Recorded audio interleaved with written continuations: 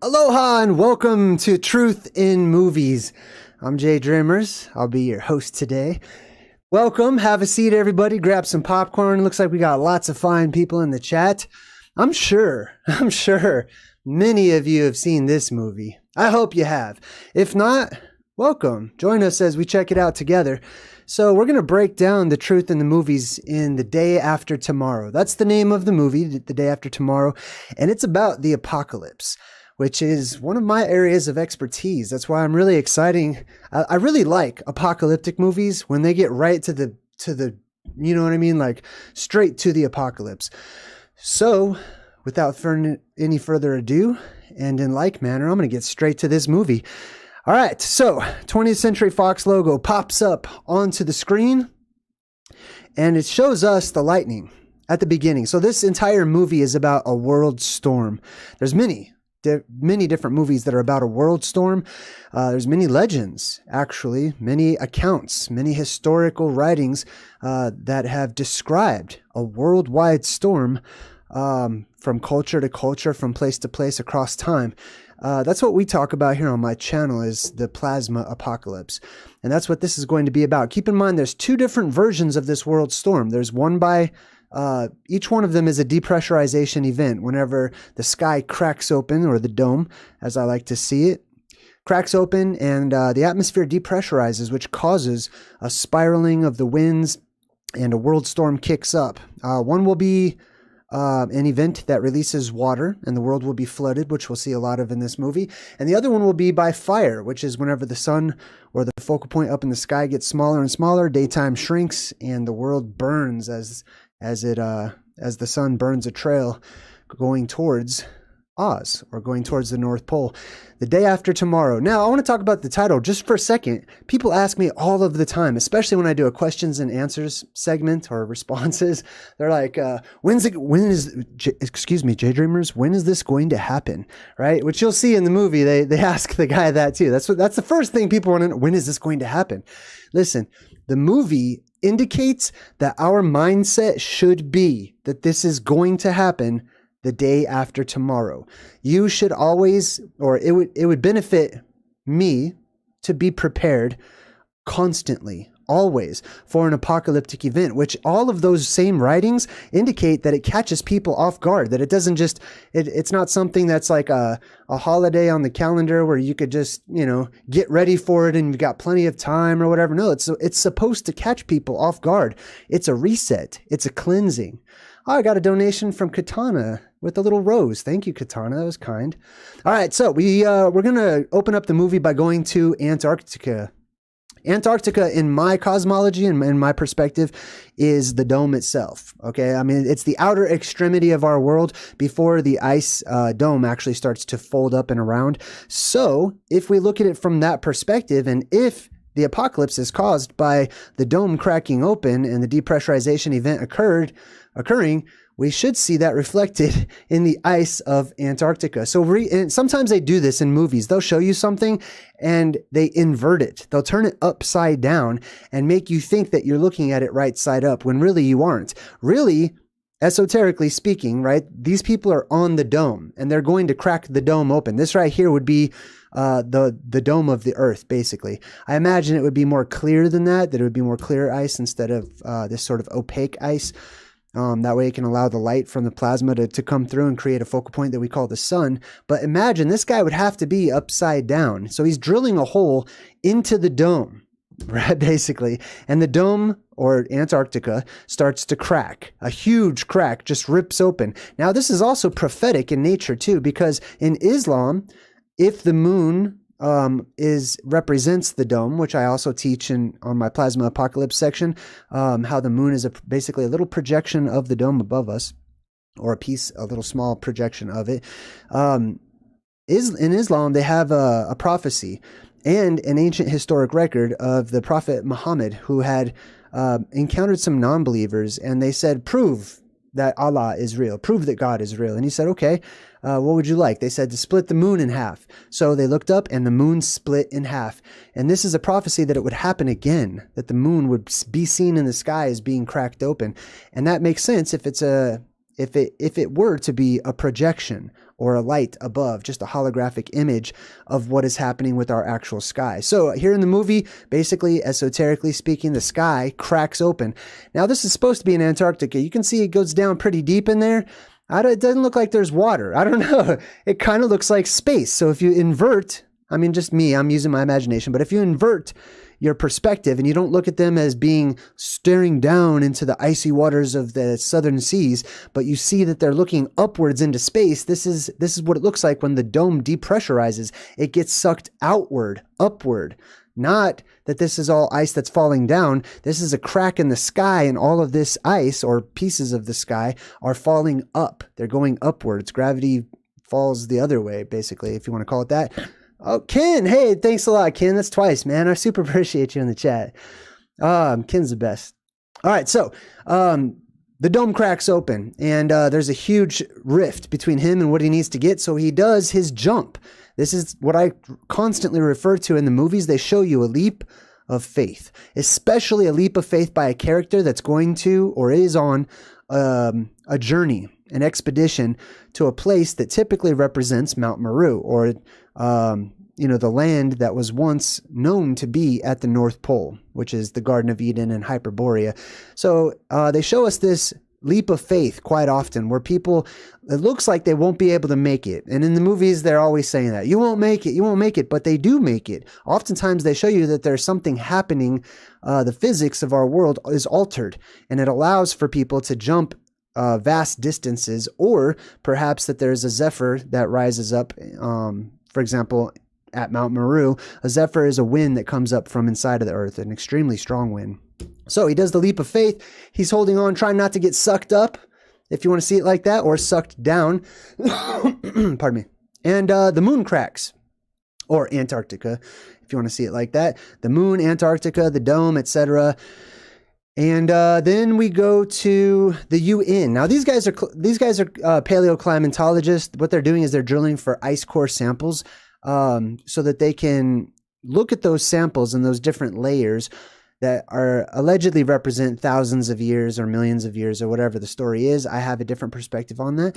But they take their information and the fact that this entire ice sheet or shelf or whatever you want to call it just broke off. Also, this is based off of a real event. This Larsen B ice shelf really did exist, and it really did break off of Antarctica and crumble apart into the ocean just before this movie came out, actually. So they take their information to the UN, and the climatologist, the paleoclimatologist, that means ancient weather, basically, he goes before the leaders of the known world, and he's telling them that they need to take this seriously. They need to take these changes that everyone is seeing worldwide happen seriously, because they are omens of an apocalyptic event that happen before every apocalyptic event. We do talk about those omens here on my channel too, every Tuesday, I believe. So his name's Jack. Got another Jack character. We've gone over the name Jack many times, so I'm going to bypass on the etymology of Jack this time. And Jack says, what we have found locked in these ice cores is evidence of a cataclysmic climate shift. That means the weather changing worldwide, suddenly, rapidly, all at one time, which occurred around 10,000 years ago. Now, they have their different determining factors for how long ago that had happened. I believe in something called exponential entropy, which means that they're wrong. I mean, if exponential entropy exists and entropy is increasing at an exponential rate instead of just an increasing rate, then that would change their dates that they come up with, especially whenever they use carbon dating. So it could have been much sooner than 10,000 years ago. Biblically speaking, there's many people that feel that it would be closer to 6,000 years ago. And then the moment we get past the 6,000th year, we enter into the Sabbath year, or the Sabbath millennial year, or the 1,000-year reign, or the New Age, however you'd like to see it. And that would be according to the commandment of God on a larger scale, which says that we should work for 6 days and on the seventh day to rest. Well, the earth in turn also, that would be applied to the earth. If 1,000 years is as a day and a day is as 1,000 years, then the earth would work for 6,000 years or 6 days and then rest or go through an apocalyptic event where there would be no harm done to the earth, basically, and the earth would be allowed to reset and to grow. Dante Guyton just gave me $20 out of their own pocket. My God, thank you so much. Thanks for exploring this reality with us. You're super welcome. All right, now, speaking of 10,000 years ago, let's go back, way back. Let's go back in time and let's check out what the earth looked like, specifically the animal kingdom. What did life look like 10,000 years ago? I've talked about many times, and it's not just me. This is based on historic records, the world across time, okay? This is stuff that there's piles and piles of evidence for it that mainstream academics refuses to acknowledge, or they put it into a fantasy world that happened so long ago that it's just unfathomable. And humanity's like, who cares, right? But giants existed. Giants walked our world, not just giant humanoid beings walking around in slow motion chasing after little tiny humans. That did exist, and it will exist again. That'll come back. Everything is cyclical. The giants will return. But specifically, if there was giant human beings, there were also gigantic animals. I Googled it. It says 10,000 years ago, or 8,000 BC, the Quaternary extinction event, which had been ongoing since some time. Basically, many of the Ice Age megafauna go extinct. Let me make that a little bigger. The megafauna. You see that word right there? Megafauna. Fauna is like the word fawn. Basically means animal or beast. Okay, so animals. Mega means gigantic. So gigantic beasts.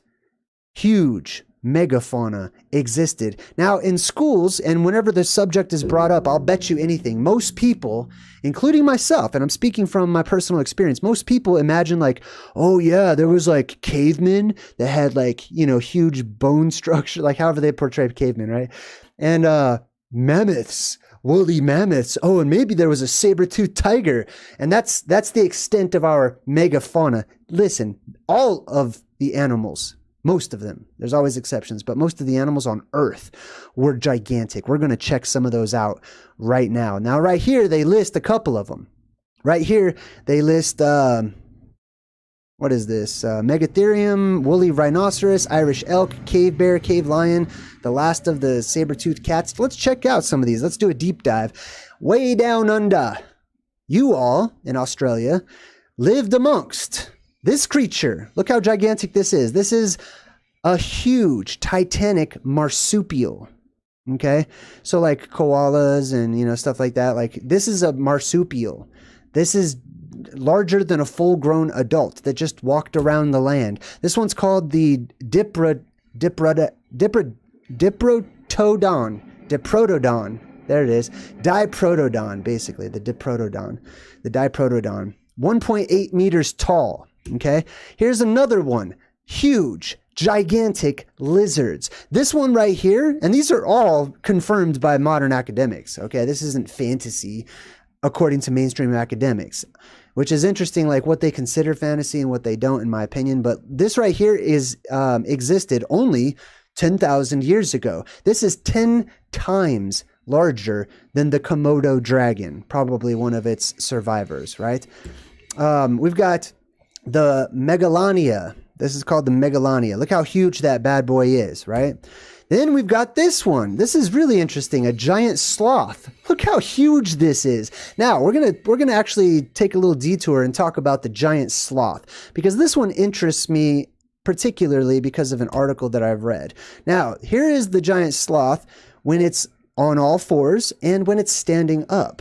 That's interesting. They didn't show the other animals when they were standing up, but this one they do quite often. It reminds me of a legend called the Beast of Gévaudan in France. I've actually brought this up when I talk about Fantazoids and their existence, or the great beasts of old, right? And monster hunters and stuff like that. The legend is a little over 250 years ago. This is real history. And if you live in Europe, you've probably heard of this.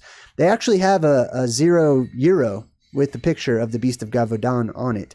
But this was a country-wide monster hunt initiated by the King of France. It was such a, this creature was causing such a problem. Here's an artist rendition. They have many different artist renditions, a little over 250 years ago, of this beast that went around tearing people's heads off, slashing them to pieces with huge, gigantic claws. And let's compare it to these megafauna that existed allegedly over 10,000 years ago, or right around 10,000 years ago. Now take a look at it. Remember how its stance is, okay? And let's compare that to, for example, the giant sloth, right? Here's a picture of the beast of Gavaudan. Here is the 20-foot giant sloth. The Gavaudan beast, the giant sloth. They're very similar. I'm going to say there's a huge likeness, right? They're always picture this giant sloth standing up on its two hind legs, as if that's just what it did. Now, I know that they'll say, well, it needed to climb up the trees, you know, to get food or whatever. Okay, that's a possibility. However, every single picture, look at all these, right? Even whenever they reconstruct its bones, they'll have it standing up without trees sometimes. They'll just have it standing up like a T-Rex sticking its arms out at you or whatever, right?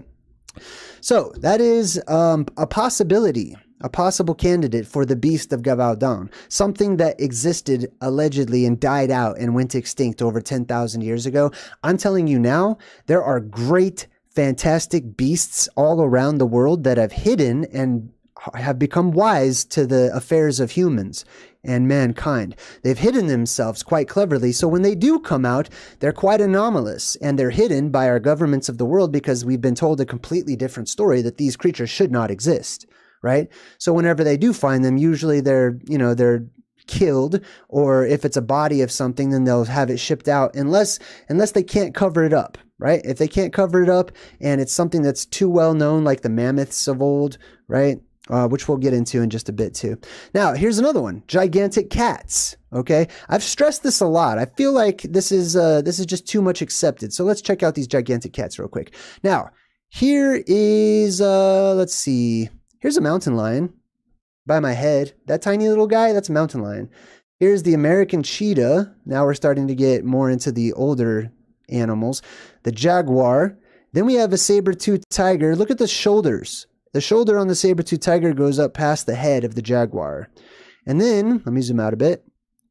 And then over here, we've got the American scimitar. This one's huge, followed by the American lion. That one's a little harder to see. Let me see if I can zoom in on that. Here's the American lion, Panthera leo atrox.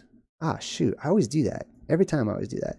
All right, so my point is that there's huge, gigantic animals that existed during this time because the conditions in our world were altogether different. They changed. And when the conditions of our environment change, guess what else changes? We do. Animals do. The animal kingdom, the plants, the entire world becomes fantastic in comparison to the advanced civilization of modern society, right? Huge cats. Now, we still have huge cats, not as big as the ancient ones, right? But they're relatives. They're survivors that have shrunk and shrunk and shrunk. Every time they give birth, they get smaller and smaller and smaller. Now, I imagine that we have extremely tiny house cats, right? Because those are the ones that came out and started procreating initially after this last reset. But the ones that stayed in the cavernous systems of the earth, basically they went into caves and stuff and they stayed down in there, they were able to remain very large for quite some time because of their environment was different than those that lived on the surface. So that's how we can have two different species, tiny cats, which are house cats and pets, and huge, gigantic cats, which are gigantic cats. They are giants. I can't stress that enough. They are giants. They're proof, living proof. Bears, cats, all these things are living proof. Elephants of gigantism from the old world. We have that right now. We don't need to go dig up bones and say, oh, I think giants existed. Look, I found a femur that's really big. Go to the zoo. Go to the zoo and look at gigantic animals. They're right there. All right. Researchers in China, let's see, they're talking about, they found this skull of the largest saber-toothed cat ever, and it was equivalent, whenever they figured out how big the body was, the body of the largest saber-toothed cat ever was equivalent to a male polar bear. So imagine that, right, in the ancient world, a huge, gigantic cat, the size of a polar bear. Here's another one. I don't even know what this is. This is an amalgam of something. This looks like a rat, cat, dog creature. I don't know, but this thing allegedly was also about the size or bigger than a polar bear, right? A huge predator. This is something that I would call, now imagine you have to take into account these are all cartoonifications, artists' renditions, etc. But nonetheless, there's a truth behind it. This is probably what I would say is close to what I call the devil dogs or the hellhounds, which I believe are a subspecies or an archetypal dog, basically, that's huge and gigantic, that lives inside of the earth, that comes up out of the earth. Here is the biggest hippo ever, which was around about 10,000 years ago. All of these animals just disappeared 10,000 years ago. Isn't that insane? Okay, like, please don't imagine that they just slowly all faded from, went into extinction, like at their own pace, at their own time, on their own schedule. And please don't tell me, oh, it was humans. We hunted all of these, every one of them. Okay, Hippopotamus gorgos, or gorgops. Bigger than a Volkswagen Beetle. The woolly rhinoceros was between 6 and 9 feet tall and about 15 feet long, weighing several thousand pounds. Here is the woolly rhinoceros compared to a human being. Look at that. Here's like, I don't know, like a mock-up or whatever of a woolly rhinoceros. Well, look how large these creatures were. And we're just going to say, oh, we killed all of them around the entire earth. I don't know about that. The cavemen who didn't have much technology at the time, that's salad bar thinking. They pick and choose what they want to be true throughout history, then they just leave the rest. All right, so here's some bears. The cave bear, the South American giant short-faced cave bear. Right next to me would be a little human. Hello, little human. This would be like little hobbits. Us, by the way, it should say modern human. Remember, there were giants back then. So if you take the humans and you actually compare, this is a modern human compared to an ancient bear. That's not really fair, okay? The humans that were modern back then were probably, I don't know, in comparable to the height of the bear, basically, because our ancestors were much bigger as well. So keep that in mind. It's scary to us because we compare the modern human size to the ancient animal size. But if you compare the ancient human size to the ancient bear size, it's all relative, right? There's not that much to be afraid of. The largest bears in history. This is really interesting. So here's that cave bear. Here's a grizzly, right? What is this? This one? This is a grizzly, I think. Is that a grizzly? Let's see. Yeah, I believe so. Anyways, regardless, here's another ancient, gigantic, short-faced bear. These are called short faces. You see how like the nose is like way shorter? You know what I mean? They call them the short-faced bears. Huge bears. And then here's the other one over here. Look how big this guy is. Way above the rest. Huge, gigantic animals over 10,000 years ago. Here's the lions that we looked at. Here's a gigantic deer. Okay, they call this an Irish elk. I don't know. They say it probably wasn't an elk. It was just like basically it's a regular deer in Ireland compared to modern human sizes. Look how huge and gigantic these things are or were and will be again one day when the world depressurizes again and the conditions in our world change to support gigantism. Your children, your offspring will grow to be giants among giant animals. Many of us will remain small in stature and we'll get to be like Honey, I Shrunk the Kids, looking at everything like children, which we are, in wonder once more, which I think is beautiful. Here's that same deer compared to a moose, by the way, and a modern deer. Gigantism is real. Gigantism happens with each of these cycles, which is where the legends and the myths come from. Huge, massive elephants, not just the woolly mammoths, but the elephants, regular old elephants. The giant beaver was the size of a modern black bear. Look at this.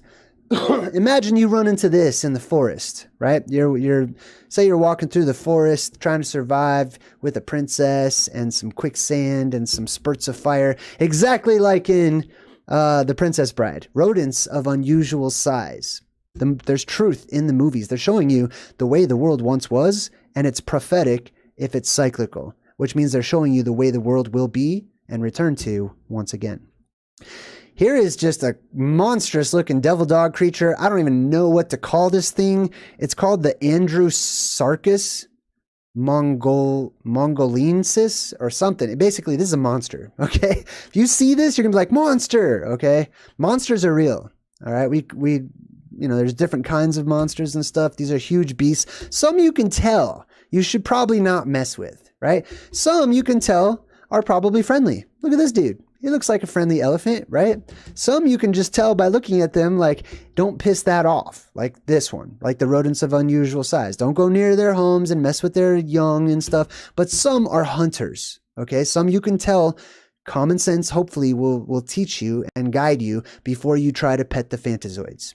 That's my hope for you, basically. All right, now we get back to the movie, talking about 10,000 years ago, allegedly, what had happened during the last reset event. The concentration of these natural greenhouse gases that we found in the ice cores. Now he's talking about the ice cores again, right? And what they do is they dig down and they can take out samples of the gases that are trapped within the ice so that they can see, what life was like back then or whatever. Or by extension, how if the rest of the world also was filled with those same amounts of those same gases, then they can develop models about what the world used to look like and feel like and stuff. It indicates that runaway warming pushed the planet into an ice age. Now that's interesting because we are going through this right now. This fictional movie is reciprocating the modern world, okay? This movie was from way back just after I graduated high school, and it's showing you the modern world heating up, getting hotter. The ocean temperatures, if you're interested in the signs and the omens and the harbingers of the apocalypse, come visit us every Tuesday, and we'll do an omens segment that will blow your mind. Right? All these signs around the world. Now he's talking about the greenhouse gases and stuff. So let's check out what is this whole greenhouse deal. I chose this particular image purposefully because I like that it has a dome and a couple of mountains on each side, just like the ancient cosmological views of the earth by our ancestors. All of them, by the way. But anyways, the light comes through and then it gets trapped and it bounces up and down off of the atmosphere, right? Well, we live in a greenhouse, okay? I believe, that's my perspective, that we actually have a physical barrier and a dome which prevents gases from just getting sucked out into space or whatever, instead of saying that gravity pulls them or whatever. Gravity also is a salad bar in and of itself. It picks and chooses what it pulls and doesn't pull. Naturally occurring greenhouse gases. Let's check this out and break this down. Let's learn something, okay? What are greenhouse gases? Water vapor. Okay, so you have to have a lot of water vapor in the atmosphere. Well, we do. When the atmosphere depressurizes, it rips apart so fast that it creates water vapor the world across. So there will be a worldwide mist or fog. So water vapor, check. Carbon dioxide, methane, nitrous oxide, and ozone. Let's check out some of these, especially carbon dioxide, because they make a huge deal about that in the news, right? Natural sources include of carbon dioxide. This is the main one. This is the bad guy. According to all of the, people that blame climate change on humans. I don't, okay? I believe humans are a factor, but it's a fractional factor. I'll explain to you why in just a minute. I had a really interesting conversation with ChatGPT about it that I'm going to share with you. Natural sources of carbon dioxide that are released into the atmosphere include, now look do you see humans anywhere on here? I don't. Decomposition, anything that dies. Which, by the way, that's everything, okay? Anything that dies creates and releases carbon dioxide into the atmosphere.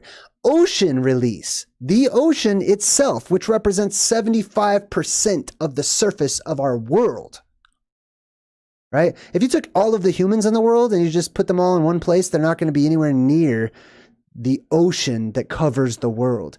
I think someone once said you can fit all of the humans in the world into like Rhode Island or something. I don't know. I haven't checked that. And respiration. That means anything that breathes adds carbon dioxide. By the way, the reason that you breathe out carbon dioxide is because most of you eat animals. So the carbon that's in those animals, the body does not like. So this is another pro for, vegetarianism and stuff like that, which I'm not. So, I'm not trying to, judge anybody, but I'm just saying that's the reason you breathe out a different gas than you breathe in, mostly, is because the body's expelling what it doesn't need, which is the carbon. Think about that. All right, now let's check this out, because I've heard so many people blame humans for so much. You know what I mean? Humans are the ones that are going to create all the blue beams that shoot up into the sky for Project Blue Beams, and humans are the ones that did this, and humans are the ones that are doing that. Oh, it's trash. All of our trash is going to cause the apocalypse. Believe me, the trash is not good, and the apocalypse is going to clean it up, I promise you. But are we the ones that are doing it because of polluting the air? Let's check this out a little closer, okay? And I'm only offering an alternative perspective or a view or something to consider, okay? If you're set in your ways, that's fine. I respect that. I'm not trying to change your ways. I'm just sharing my perspective with you, all right? Oceans. What is the largest natural source of CO2 in our atmosphere? Oceans, obviously, right? Provide the greatest amount of CO2, carbon dioxide, of any natural or anthropogenic source. Other sources of natural CO2 include, let me make this a little bigger, animal and plant respiration, so breathing, decomposition, forest fires, that's a huge one, emissions, and volcanic eruptions. Actually, those other ones are not really that huge in comparison to the ocean, okay? We're going to talk about this. Now, let's check this out. There's a huge amount of carbon dioxide stored in permafrost. 1,500 gigatons. Boogled. Hey, Boogled, thanks for your donation in the chat. Man, you're awesome. Thank you. How much carbon dioxide is trapped in the permafrost? I'm gonna teach you about permafrost too. It's very interesting. It's not just ice around the Arctic. Okay, it's very special ice, very interesting ice. There's a huge amount of carbon dioxide in the permafrost, which is currently melting everywhere. I have to sneeze. I'm so sorry. What? I love that. All right. 1,500 gigatons in the permafrost alone. That's insane. And that's all being released into the atmosphere. The rate at which water absorbs CO2 decreases as water temperature increases. So as the water temperature gets hotter, which it is, over 101 degrees in Florida lately, okay, the ocean water, jacuzzi temperatures. As the water gets hotter, the amount of CO2 that it can absorb or take back out of the atmosphere decreases. It's not able to do that. The ocean acts as like a lung for the earth. For Mother Earth, it's like the lungs, basically. Now, what happens if you start breathing too much carbon dioxide? Because one day, this has the possibility of happening, especially if those waters continue to get hotter and hotter and algae starts to grow all throughout the oceans. I don't know, turning them green. And then one day red, then we're going to have a whole bunch of CO2 in our atmosphere and a lack of oxygen, exactly how you see portrayed in Total Recall, right? So people are going to be breathing in an excess amount of carbon dioxide. Some of these symptoms you should be looking for are headaches, shortness of breath, seizures, persistent tiredness. That one's an interesting one. I'm already seeing these. Are you guys already seeing some of these? Persistent tiredness, sluggishness during the day, neurological symptoms, disorientation, confusion, altered mental states, and depression. Do you think we might have a pandemic of some of these already the world across, but they're not calling it that? They're just issuing more medicine and putting more commercials for their pharmacia onto the TV. This stuff's already happening. It's going to increase exponentially. This will become normal. There's this really good movie called Free Jack, which is actually, there's a clip of it in my intro, in my Truth in Movies intro. But in Free Jack, I gotta do that one. In Free Jack, it's got Emilio Estevez, cool dude. He gets zapped into the future, and because he's from the past, his body is way better than all the other. He's way more healthy than everyone, and everyone's got breathing problems and stuff in the future. We got to do that one again. Anyways, keep an eye out for that. These are all domino effects. Now, he says, somebody's like, I thought you're talking about global warming. Why are you talking about, freezing and stuff like that? He says, yes, it's a paradox, but global warming can trigger a cooling trend. Now, beware. I'm telling you right now, beware. We are currently going through the hot phase, okay? We're going through the hot phase in our world currently. As of this video, whenever it is, I don't know. As of this video, we're going through a hot phase, extremely hot weather, which we've been talking about lately on my omens. You can expect, I am already getting ready for the cold weather omens series that's coming up, because it's going to fluctuate from extreme to extreme. I'll show you in a sec. The northern hemisphere owes its temperate climate to the North Atlantic current. Heat from the sun arrives at the equator and is carried north by the ocean. So, we've got, you've heard hot air rises and cold air sinks down and stuff. Well, the ocean is, not much different than that. So we have these conveyor belts, basically, or these currents inside of the ocean that transport water and affect the temperature of the air above it as well, which is one of the reasons why, even though in England, since many of you live so far north, it should actually be a lot colder than you have it. But because you live right next to that conveyor belt of warm water, it's affecting the air around you, and you get, you know, decent temperatures and stuff. But global warming is melting the polar ice caps and disrupting this flow. Let's check this. I've heard of these polar ice caps. Let's check these bad boys out. Well, I'm going to show you the academic model. This is Google Earth, okay, with stars and all kinds of stuff. That's funny. Anyways, this is the blue marble Earth globular version. And here's the southern polar ice cap, which is Antarctica, which is just a snowy country. Basically, right? Okay, lots of ice, they say, in Antarctica. This is one of the caps. Here's the other one. Here's the other ice cap. Wait a minute. Polar ice caps? Did he mean plural? Did he on purpose say plural? I'm not seeing one. One of them is missing. There is no northern polar ice cap. Okay, I mean, you could look this up on, sometimes they add ice, sometimes they don't add ice, and they've got their wonderful excuses as to why they don't. They're like, oh, well, ice is really hard to pick up on imaging and processing and this and that, even though they could show you Greenland, they could show you all these other places that clearly have ice. And then this dude, he says, excuse me, when do you think this will happen, Professor? When? That's the question, right? The day after tomorrow. That's the answer, okay?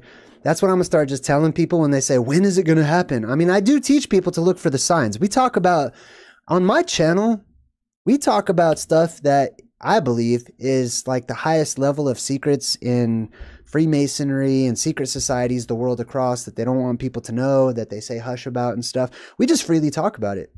So if you'd like to learn the actual symbolism to many of their secret societies and organizations and whatnot, just hit the subscribe button and come visit us from time to time.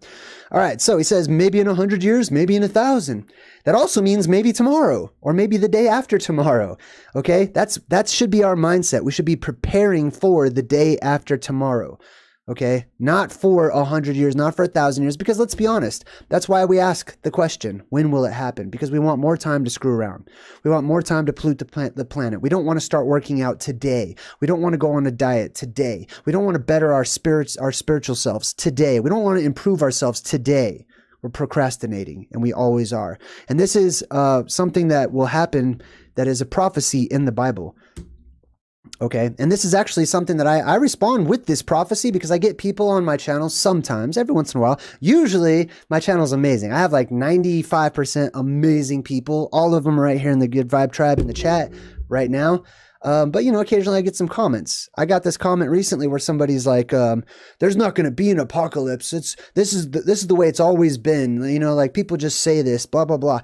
That's quoted in the Bible that people would say that in the future. It says that in the Bible, and I think it's in like 2 Peter. It's a really small chapter in the New Testament, but it basically says in those times, our times, right? The last times, the end of days. In those times, people would become mockers of all of this information. They would consider it to be fantasy and fiction because they stopped talking about it. They stopped bringing it to attention. They stopped teaching it to their children. They still follow the holidays and stuff, but they don't know why. They can't figure it out. And they'll say like, "Oh, this has always happened. This is the way it's been since, you know, our ancestors died. Like they didn't go through any apocalypses, blah blah blah." You know, it's okay. That's because it happens once in a blue moon. Barely, rarely. But the signs will be prevalent every time. This guy says at the rate we're burning fossil fuels and polluting the environment. Let's talk about that. Because this is basically what the movie's kind of blaming it on, which I kind of take issue with the movie. If you don't, that's totally fine. But I'm going to talk about this. I want to examine mankind's actual fault for changing the atmosphere of the entire Earth with cars and whatever. Like, we're not that many in comparison to the Earth, okay? Like, there's a lot of people, it seems, right? I mean, I'll give you that. But compared to how grand and large and magnificent and huge the Earth is, let's look at it. I had a conversation with ChatGPT, and I asked it the percentages, and I'm not saying ChatGPT or AI is always on point. It's not. I have to correct it from time to time myself. But it says here, it gives numbers for the amount of CO2 that's released into the atmosphere. Let me see. Well, I'm going to read number 1 for you. This is kind of hard. I don't know. Maybe I can get it. There it is. Number 1, decomposition. It accounts for approximately 20% of the CO2 emissions into the atmosphere. So let's do some math. We've got 20% so far, and that's from things dying. That makes sense. Things die all the time, every day, right? So if something's born, something will die. Ocean release. The ocean releases carbon dioxide, which accounts for approximately 25 to 30% of the carbon dioxide in the atmosphere. Then we've got respiration or breathing of organic life, which is a lot. Approximately 30% of CO2 emissions. So let's add that up so far. Well, that's 50%. That's 30%. That's 80% so far of the entire atmosphere. None of it comes from, so far, pollution, right? I'm not saying none of it does come from pollution. I'm just saying it's fractional in comparison. Volcanic eruptions, right? Which probably, I would assume that releases far more into the atmosphere than like car exhaust or whatever. Volcanic eruptions account for approximately 0.3% to 0.5%. And then it says when we add all of these up, we get 80.5% of CO2 emissions just from natural factors alone. All right, let's continue. Excuse me. Therefore, the volume of the atmosphere, the Earth's atmosphere, extending from the surface up to the Kármán line, that's all I was dealing with, was all the way up into the official space, is approximately 3 billion cubic kilometers, or, if you're in America, 3 trillion cubic kilometers. That's the entire volume of the Earth's atmosphere. 3 trillion kilometers. 3 trillion cubic kilometers. Okay? Keep that in mind. So, approximately 1,212 of those 3 trillion kilometers of carbon dioxide are from air pollution and have been emitted by humans from the beginning of the Industrial Revolution until today. That's not like every day we release that much. That's all of it. And I only took it back to the Industrial Revolution. Like, okay, what percentage of 3 trillion is 1,212? Approximately 0.0000004% of the carbon dioxide that we have released into the atmosphere in comparison to the Earth herself doing it. Okay? The Earth cleanses herself. The Earth takes care of herself. When the Earth feels a little unwell, the Earth shakes off all the poisons and toxins and stuff like that. But the Earth is also responsible for creating all of these gases that rise up and add pressure to our environment and to our atmosphere and stuff. And the Earth is responsible for the apocalypse. I mean, we're a part of it, and we're a part of the Earth, but we're a small part of the Earth. So I just wanted to put that into perspective for you. Okay. So all the people that are saying like, oh, it's humans, we did this. Okay. Right. Okay. I get it. You like your species. I get it. You think that, you're changing the entire Earth or whatever. They even say that humans are changing the tilt of the Earth because we're pumping out so much groundwater. Jesus. Do I have to do the math on that too? Anyways, let's move on. This guy's the vice president. He goes, our economy is every bit as fragile as the environment, right? He doesn't care. He doesn't care about he cares about money, right? If we start spending money to protect the environment, we're going to have less money. Like this is reasonable in this day and age. In this modern age, this is a sensible point to make. Okay, if you go back a few thousand years, this is ridiculous. Okay, this is dumb. And then he says, perhaps you should keep that in mind before making sensationalist claims. Yes, these are sensationalist claims, unfortunately, in the modern world. All right, all the stuff that we talk about when we talk about the apocalypse happening is sensational, because the modern world is numb. The sensation is when you can feel something. Okay. So when something is sensationalist or whatever, that means you're forcing people who are zombies who can't feel anything to sense. You're putting sense back into them. Okay. So I am one of those people proudly that makes sensationalist claims, because I am sensible and I enjoy it whenever I put feelings back into people who otherwise did not have them. Excuse me. Now check this out. They say, I'm here, there's got this news guy, I'm here at the Global Warming Conference in New Delhi, where if you can believe your eyes, it's snowing. Do you hear that tone that they use? I tried it, that's my newscaster tone. That's my Indian newscaster tone. They teach them that. Anyways, that's beside the point. It's snowing in places where it shouldn't. These are signs and omens. Throughout the rest of this movie, I'm going to show you and compare the movie signs and omens to real events that are happening now. Right now. So people are like, when's this going to happen? Pay attention and you'll know. Okay. The coldest weather on record. Okay. So do we have any cold weather records or anything, right? In Norse mythology, one of the signs of the onset of the end of this world is the final 3-year-long winter. Winter without end. This is the Great Winter. So for all of you Game of Thrones fans, this is what they're talking about when they say winter is coming. They're talking about great winter, Fimbulvinter or Fimbulvetter. And I did a whole video on Fimbulvetter or Fimbulvinter. Winter is coming. So this is my video. I explain, one theory of how it's possible that the earth would change, which would bring about a great winter. So if you're interested in that, highly recommend checking it out. It's chock full of really good information. It's called Fimbulvetter. There's a space between all those letters up there. So if you want to search for it, you can. You can also just go through my Plasma Apocalypse playlist. All right, now we go back to this guy. These guys are at this like weather monitoring station in Scotland, I believe, in Scotland. And they say, let's get back to our commentator, Donald McFarland. This guy's watching some soccer. Okay, or football or whatever you call it, right? Let's get back to our commentator. I just wanted to point this out because I'm not just being picky. This is also a sign of the apocalypse, is our language changes.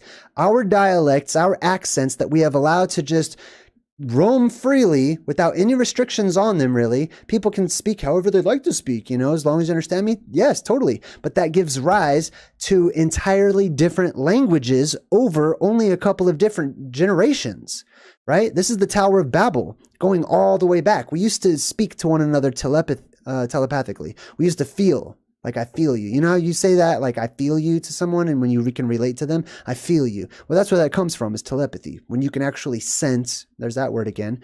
Now, let's check this out. This is an example of how our language changes and becomes a totally different language. This is not a word, or it is now. This is now actually an accepted word. It's probably in the dictionary and everything, but it didn't used to be. I actually had I stopped and I talked with ChatGPT about this, right? And at first, ChatGPT is like, oh yeah, totally a word.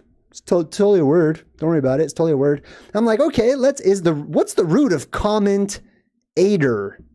Commentator. Okay. This is a commentator. This is what this should be. Okay. This is a commentator. This is plain old tater. This is a commenter. Okay. Which is what we used to call these guys. Or gals, or whoever did this, right? The people who make comments are commenters. All of you in the chat are commenters. Everyone in the comment section is a commenter. I'm not just picking on it just because it irks me or it bothers me, which it does. But I accept it. This is just language. It's part of life. And some people might say, well, it's beautiful. It's beautiful how our languages evolve and this and that. Yes, I could see the beauty in everything. However, I can also see the chaos in everything and how that could lead to a big problem and fear between different races and different countries and different states and different people, and everyone having and acknowledging differences instead of their unity, their sameness, right? So that's also an omen of the apocalypse. I just wanted to point that out. Thank you very much, movie. All right, so the guy who was watching soccer gets upset at his buddy who is not doing his work and is sleeping on the job. So what does he do? Now, keep in mind, this is this is all related to sports, and this is one of the reasons why I stopped watching sports.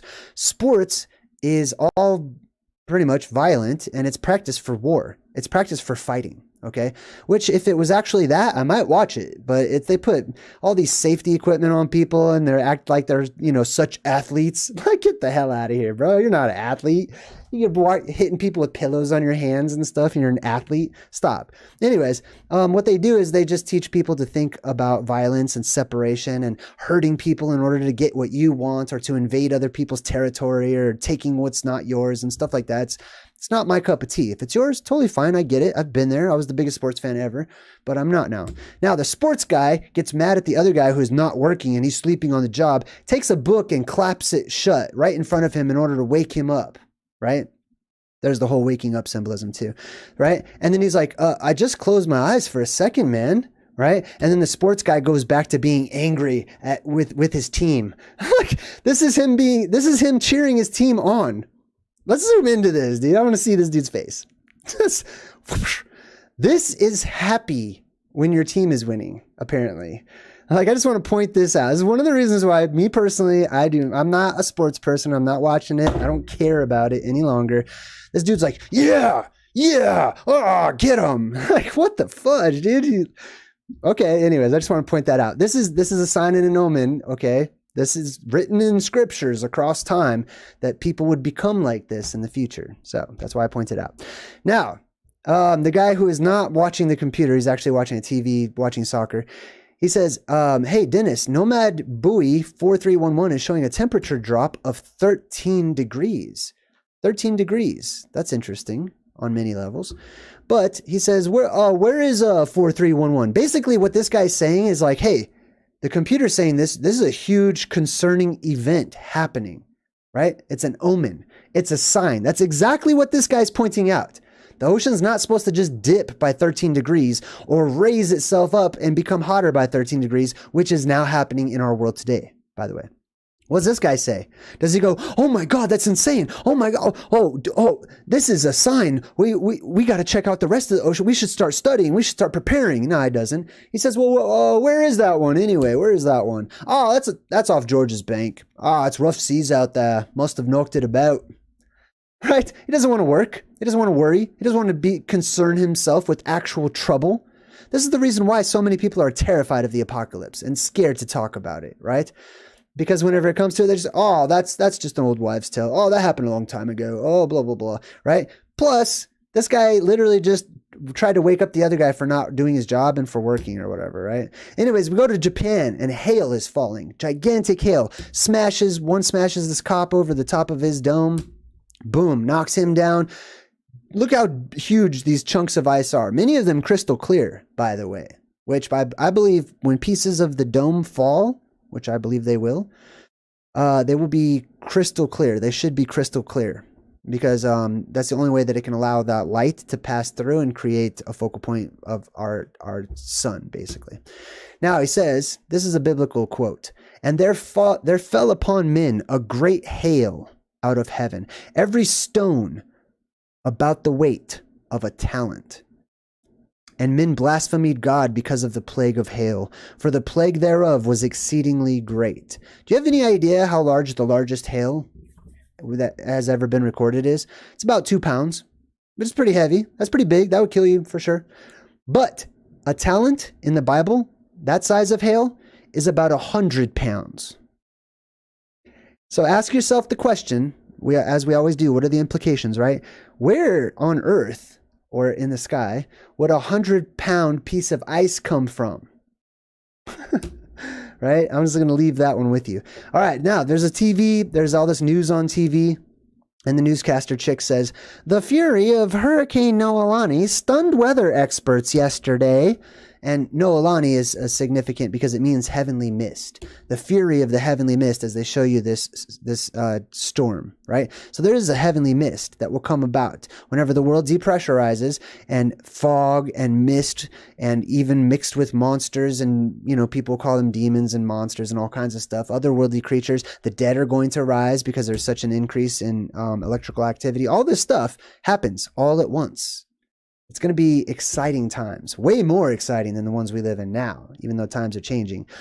Now they say to be the strongest hurricane ever recorded. So what we're starting to see, pay attention to these signs and omens, are records being broken. Okay. When things are no longer normal and they start using terms like new normal. Okay. All of these anomalies are all just a new normal. No, they're not. They're abnormal, as we mentioned before. Now, as the world's biggest hurricane is happening, this main character's dad gets a call and he's like, I saw that Sam got an F in calculus. Right? The world's going nuts, right? All this crazy stuff's happening, and this is what people want to talk about, right?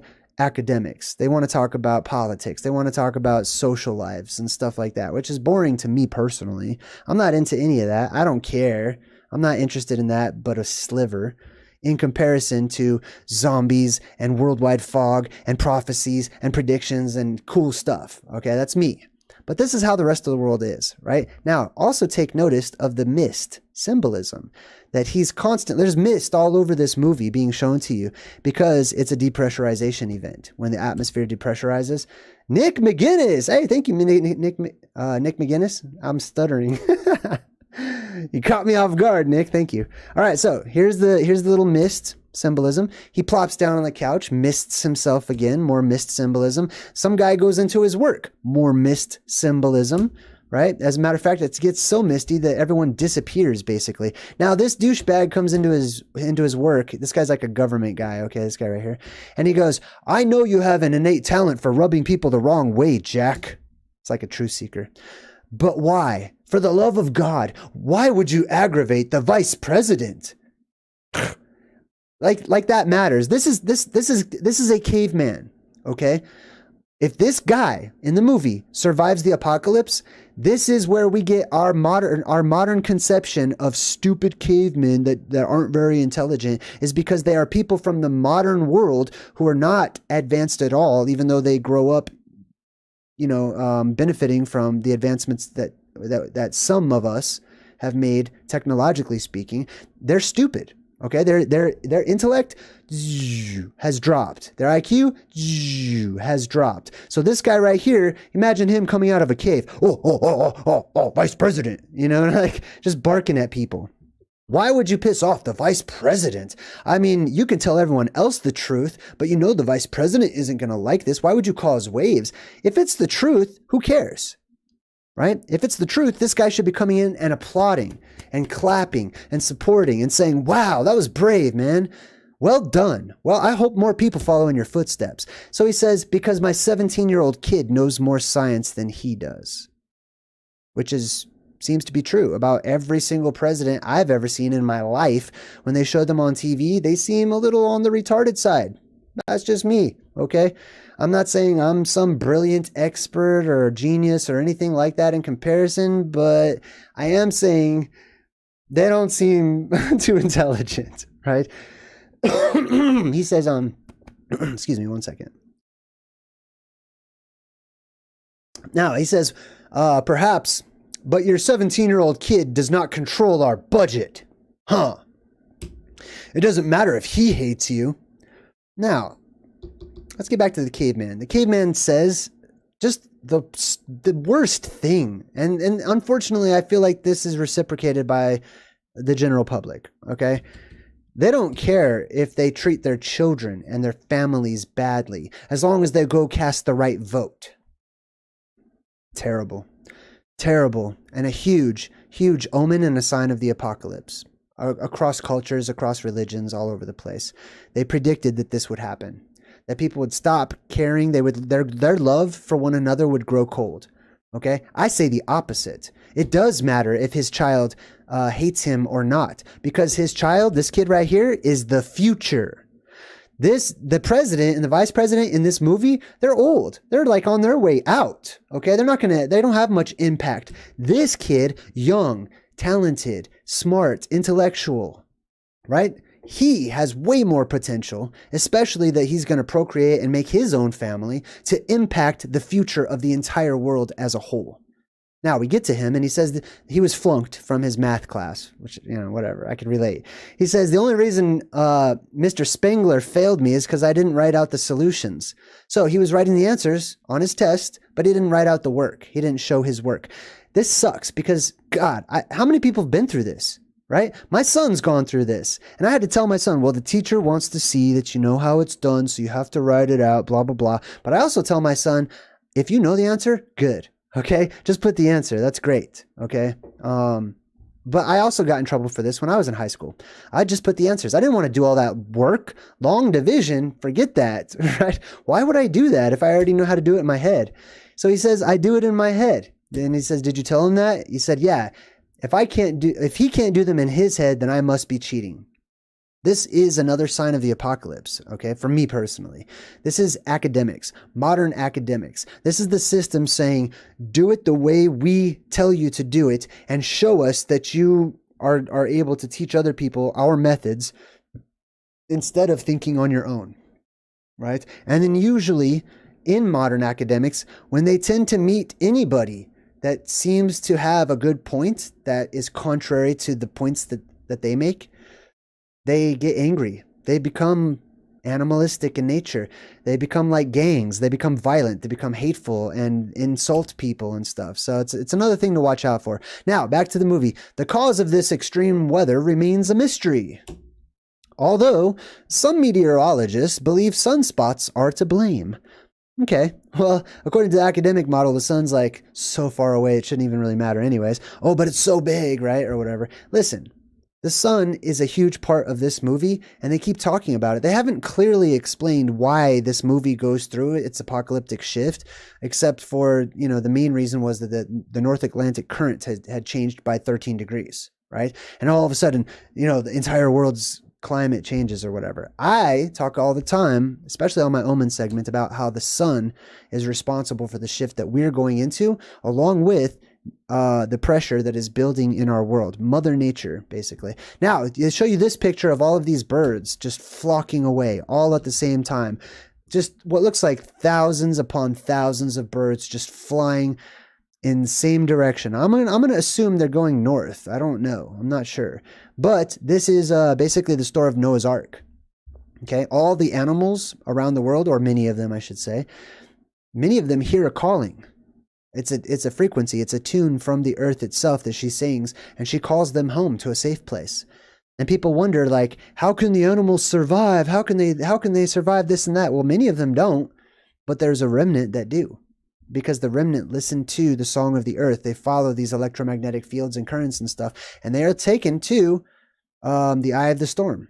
They're taken to a safe place. They're taken to the point of origin or the place of emergence. And all of the animals gather there to be loaded up into Noah's Ark, according to the story. Now, speaking of the animals, we got all these animals in the zoo in the movie, and they're like acting all crazy because they can sense the changes that are happening in the earth, right? I had somebody leave me a comment the other day, actually, about how their dog was like barking at the ocean and then jumped into their arms and got all scared and stuff. Start paying attention to the animals, because they've been paying attention to nature for far longer than we have. We have been disconnected as a whole, as humanity in general, been disconnected from nature, and we've surrounded ourselves by signals and electrical signals and stuff that block out, or we try to tune out that frequency. And so Mother Earth, I feel, is really turning up the volume to help out a select few, to help out those who would pay attention and listen. Some of you might actually have a ringing in your ears that possibly could have something to do with that. All right, so all the electricity is building around the world. We talk about this quite often here on my channel, how the electricity is building up, the pressure is building up and stuff. So you're going to have worse and worse electrical storms all over the place. Lightning that just hits the ground and stays there instead of disappearing. All kinds of crazy stuff. Lightning rod system at the Capitol is nearly completed. Now, this is the Capitol building, right? And it was getting hit. And as a matter of fact, this applies to many Capitol buildings that have these caps or these domes on the top of them. Those domes are designed. We're designed. I'm telling you point blank. Domes are designed to attract electricity when it comes to architecture. Spires and rods are designed to deflect electricity or to minimize electrical strikes. So about the Capitol building, they say, when you're in the biggest building with a big, awesome conductor on the top, you're going to get hit by lightning. That's in regards to this building right here, right? There's also many, many other, I think in Missouri, their Capitol building, they're all domed with like, electrical conductor material on top, like usually bronze or copper and stuff like that. But anyways, in Missouri, theirs was hit so many times, and so it was by such strong lightning that it just went throughout the pillars of the building, which were made of wood, unfortunately, right? It wasn't designed the correct way, which it should. Those pillars should have. Anyways, I'm getting off point. My point is the whole building caught on fire. All right, because domes attract electricity. They draw the energy from the air or from the ether. So if you see a style of architecture from a particular area or region and there's mostly domes in that city, you can assume that that city was built during a time whenever there was a lot of electrical activity in the air and they were trying to draw power from the air itself, free energy, basically. If you see a city or a building or something, it's got a huge spire that acts as a lightning rod, which repels electricity. It does not attract it, okay? It can get hit by it, but it makes it less likely that it will. All right. We go back to the weather forecasting people. Bilbo Baggins is on the phone and he's like, there are no forecast models remotely capable of plotting this scenario except for yours. That's his. And he says, my model is a reconstruction of a prehistoric climate shift. It's not a forecast model. And they say it's the closest thing that we have. So, a reconstruction of a prehistoric climate shift, studying the past, ends up helping people to survive in the future because it's cyclical, right? It benefits us to take into consideration these extinction level events of times past, right? Now let's check out some of the signs and omens. For example, they turn on the TV and they look at Los Angeles. And they say conditions that are highly unusual for California. So these are signs and omens in the movie. When California starts having unusual weather patterns and conditions, in the movie at least, the apocalypse is on the way. Now, let's check out our actual modern history. U.S. California's mountains are covered in snow way into summer, and it leaves experts surprised. That was yesterday. Okay. California, extreme weather is the new normal. Extreme weather is the new normal, which is abnormal. California's climate, extremes of floods and drought are getting worse. Death Valley approaches global heat record as the U.S. reels from extreme weather. That's in California too. 2023's extreme weather events. Here's a quote. They're affecting every corner of the world. These are signs and omens that we talk about every Tuesday that we should be paying attention to.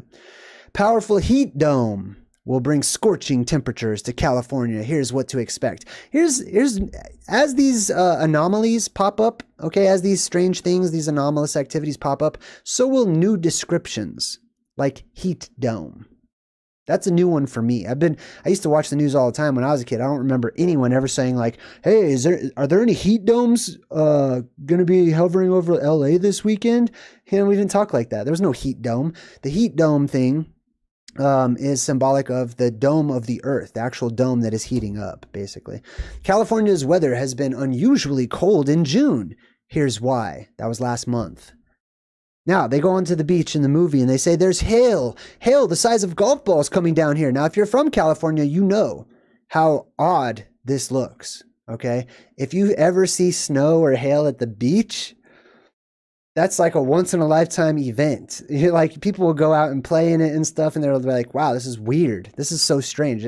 I saw it once when I was a kid, and I wasn't even at the beach. I was in the valley, which is still higher up than the beach. Southern California cold storm. This is earlier this year. Hail moves through parts of Southern California, even along some beaches. And then the news goes on to say, waves have been too big. They closed down the beaches. Waves have been too big for even the most experienced surfers. So we should keep our eyes out on gigantic, huge waves that are too big for surfers to surf, right? Like in Cornwall, where this bad boy rose up. This is not CGI. Let me make it a little smaller. Okay? This is in Cornwall.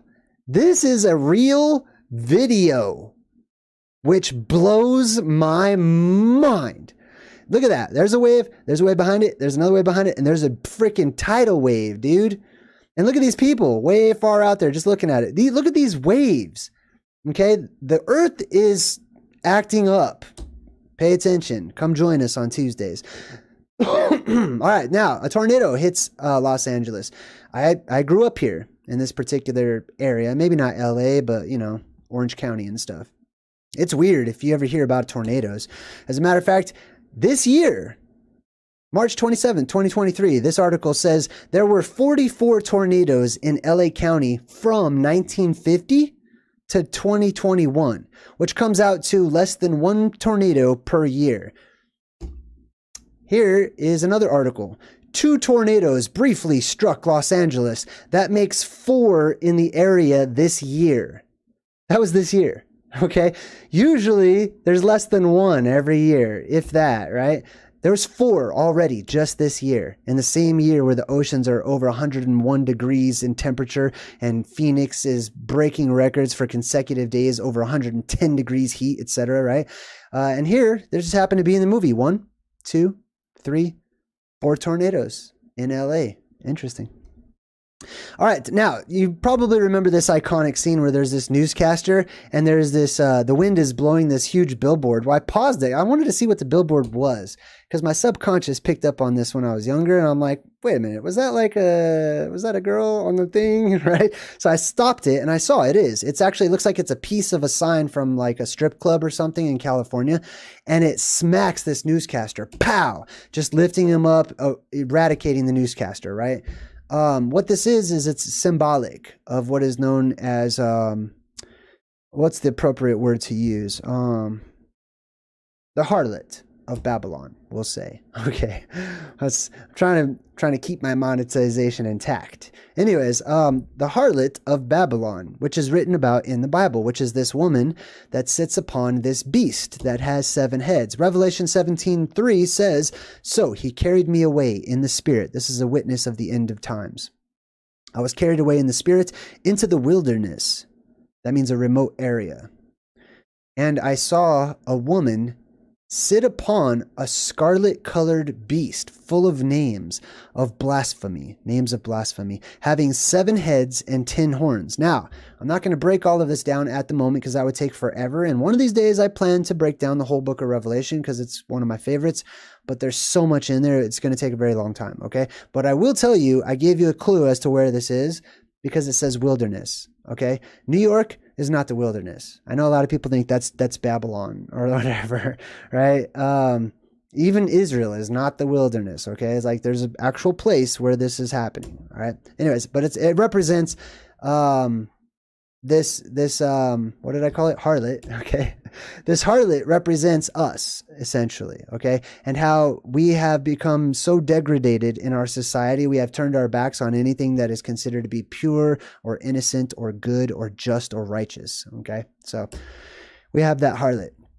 On top of that, the FAA wants your approval to suspend air traffic. So the movie's saying that's another sign we should look for. This year, January 11th, all U.S. domestic flights were suspended due to a NOTAM system outage. Basically, they're saying like, oh, well, someone was trying to fix one of our computer programs and all of a sudden it shut off every single flight. It's weird. There's something really weird to this, I'm going to say.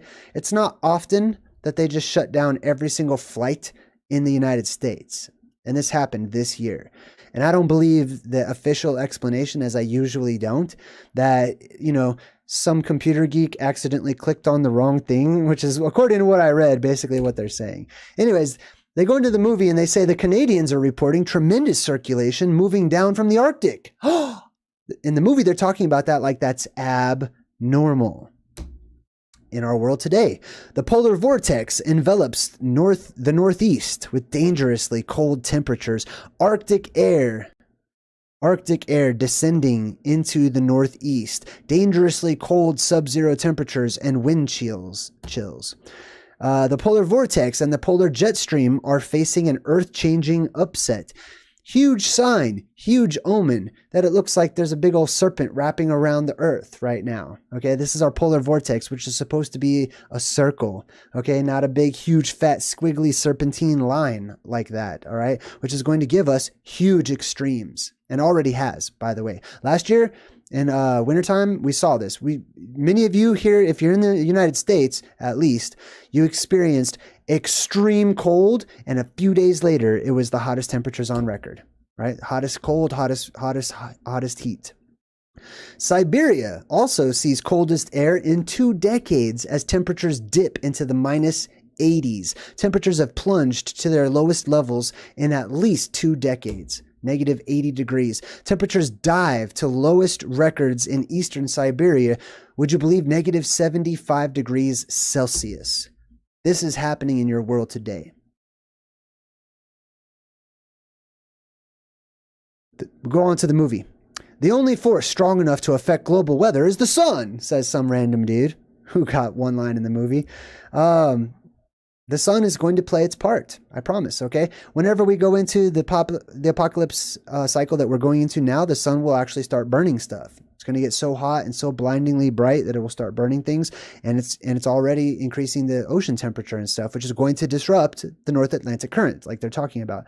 It's also going to do all kinds of other stuff. But when we go into the next cycle after this one that's coming up, that's the deluge. That's the worldwide flood that will return once more, and that's whenever the sun will actually expand, but the light that it will give will be cooler. Okay, so it'll be like a red giant in the sky, but it'll be much cooler, and it will bring about Fimbulventer. Stephanie Cook gave me, wow, first-time viewer. Says, I love your channel. Thank you, Stephanie. That means a lot to me. It really does. And Gen2 Gone also, thank you for your super chat sticker. I like your little Shiba Inu. All right, now, this guy, this douchebag, this government douchebag in the movie says, hold on, Jack. Are you suggesting these weather anomalies are going to continue? I feel like he's talking to me. Hold on, Jack. Hold on, JayDreamerZ. Are you suggesting that these weather anomalies are going to continue? And I would say exactly what he said in the movie. Not just continue. Get worse. Expect these things to get worse. That's why they're starting to use the term new normal. When they start saying that, beware. Watch out. Okay? Get ready. Start preparing. When you start hearing all the news people and government agents and stuff saying, oh, yeah, it's the new normal for people to be spontaneously combusting or whatever. I don't know. I'm just making stuff up, but that would not surprise me. Beware. Okay? That's not normal. That's abnormal. Edward also just contributed $20. Man, people are just giving me their own money to help me as a human, which is kind, and I really appreciate it. Thank you.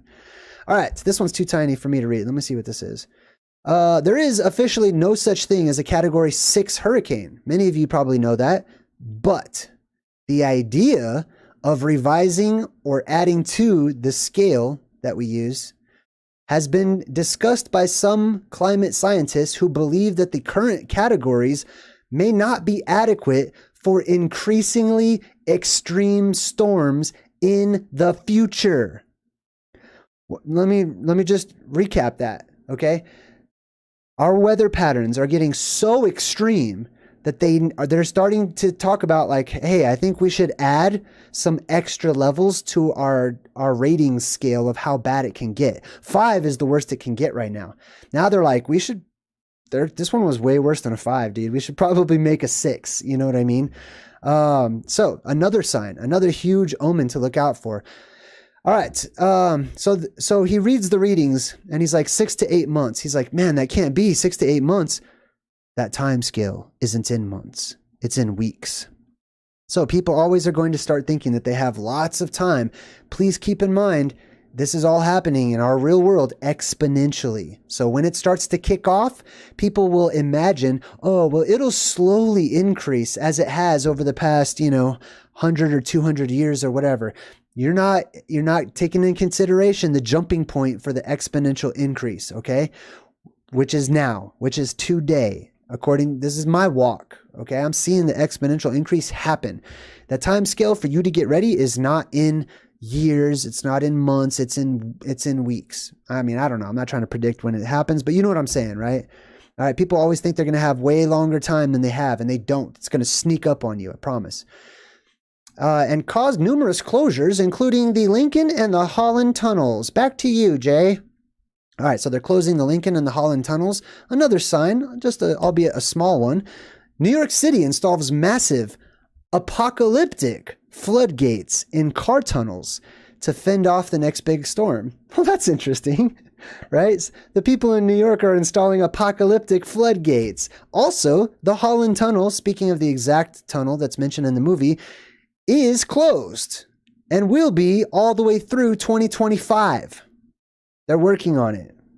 So that's interesting to me to see the correlation there.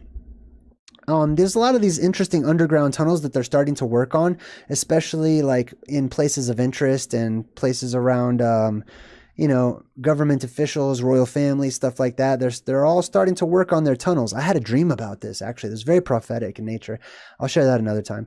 All right, so he says you have to start thinking about large-scale evacuations now. He's talking to the vice president over here, right? He's like, you gotta evacuate people. You've got to get people to safe areas, to safer zones in the world, because there's certain zones that are like death zones, right?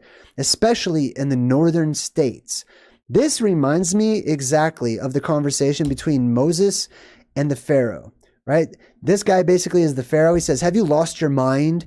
Have you lost your mind? Just ask half of America to just leave. That's half of my power. You know, basically that's the response. That's half of my power. That's half of my prestige. Moses says, let my people go. Let my people go. And the Pharaoh's like, nah, I'm not going to. That's because there will be massive amounts of people when it gets bad enough and then they're tired of listening to the governments lie to them and the news stations saying that it's the new normal. People are going to start packing their bags and they're going to decide all on their own. Screw this. I'm not sticking around. I'm not staying here in Phoenix when the temperature's up to 200 degrees outside or, you know, excuse me, just as an example, right? Though I believe there is going to be mass exoduses and people are going to just, once you see a few people doing it, they're all going to join in. You already know that's how humans are, right? Let my people go. And this is also when there will be an exodus up to the North Pole to the safe area as well. Which this library that they're in actually kind of represents that. So check this out. So Jake Gyllenhaal he's sweet on this girl right here. This is the chick from the Phantom of the Opera, and he likes her, which I could see why. And but this rich kid behind him is totally trying to hit on her and stuff. So he's like, yeah, the rich kid's like, I couldn't let you leave New York without seeing the Natural History Museum. And Jake Gyllenhaal, let me zoom in onto his eyes right here. Right? Like, it's the apocalypse outside. Why are we in some stupid museum? You know what I mean? Anyways, let's check this out because this is relevant to the last 100 years at the very least. They say guys, check this out. And anytime that a character tells another character to check this out or to pay attention or to listen, I focus on whatever they're about to say because it's usually very important. Not just for the movie, but for me personally.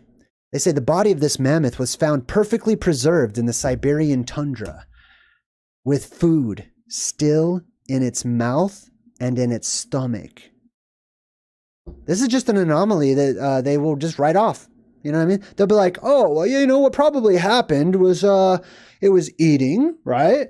And there was like a random mudslide, right? Okay. And then like it like snowed suddenly because, you know, sometimes it snows after mudslides and then just the snow landed on it. Like this is the dumbest explanation. Okay. And this is, they try to say this for the thousands upon thousands of mammoths alone that have been dug up in the permafrost and found perfectly preserved with food still in their mouths. Let's check out some examples. It says indicating that it froze instantly while grazing, instantaneous freezing. Okay. Not freezing over millions of years, not, oh, the body's died and then like we're covered in mud for some reason.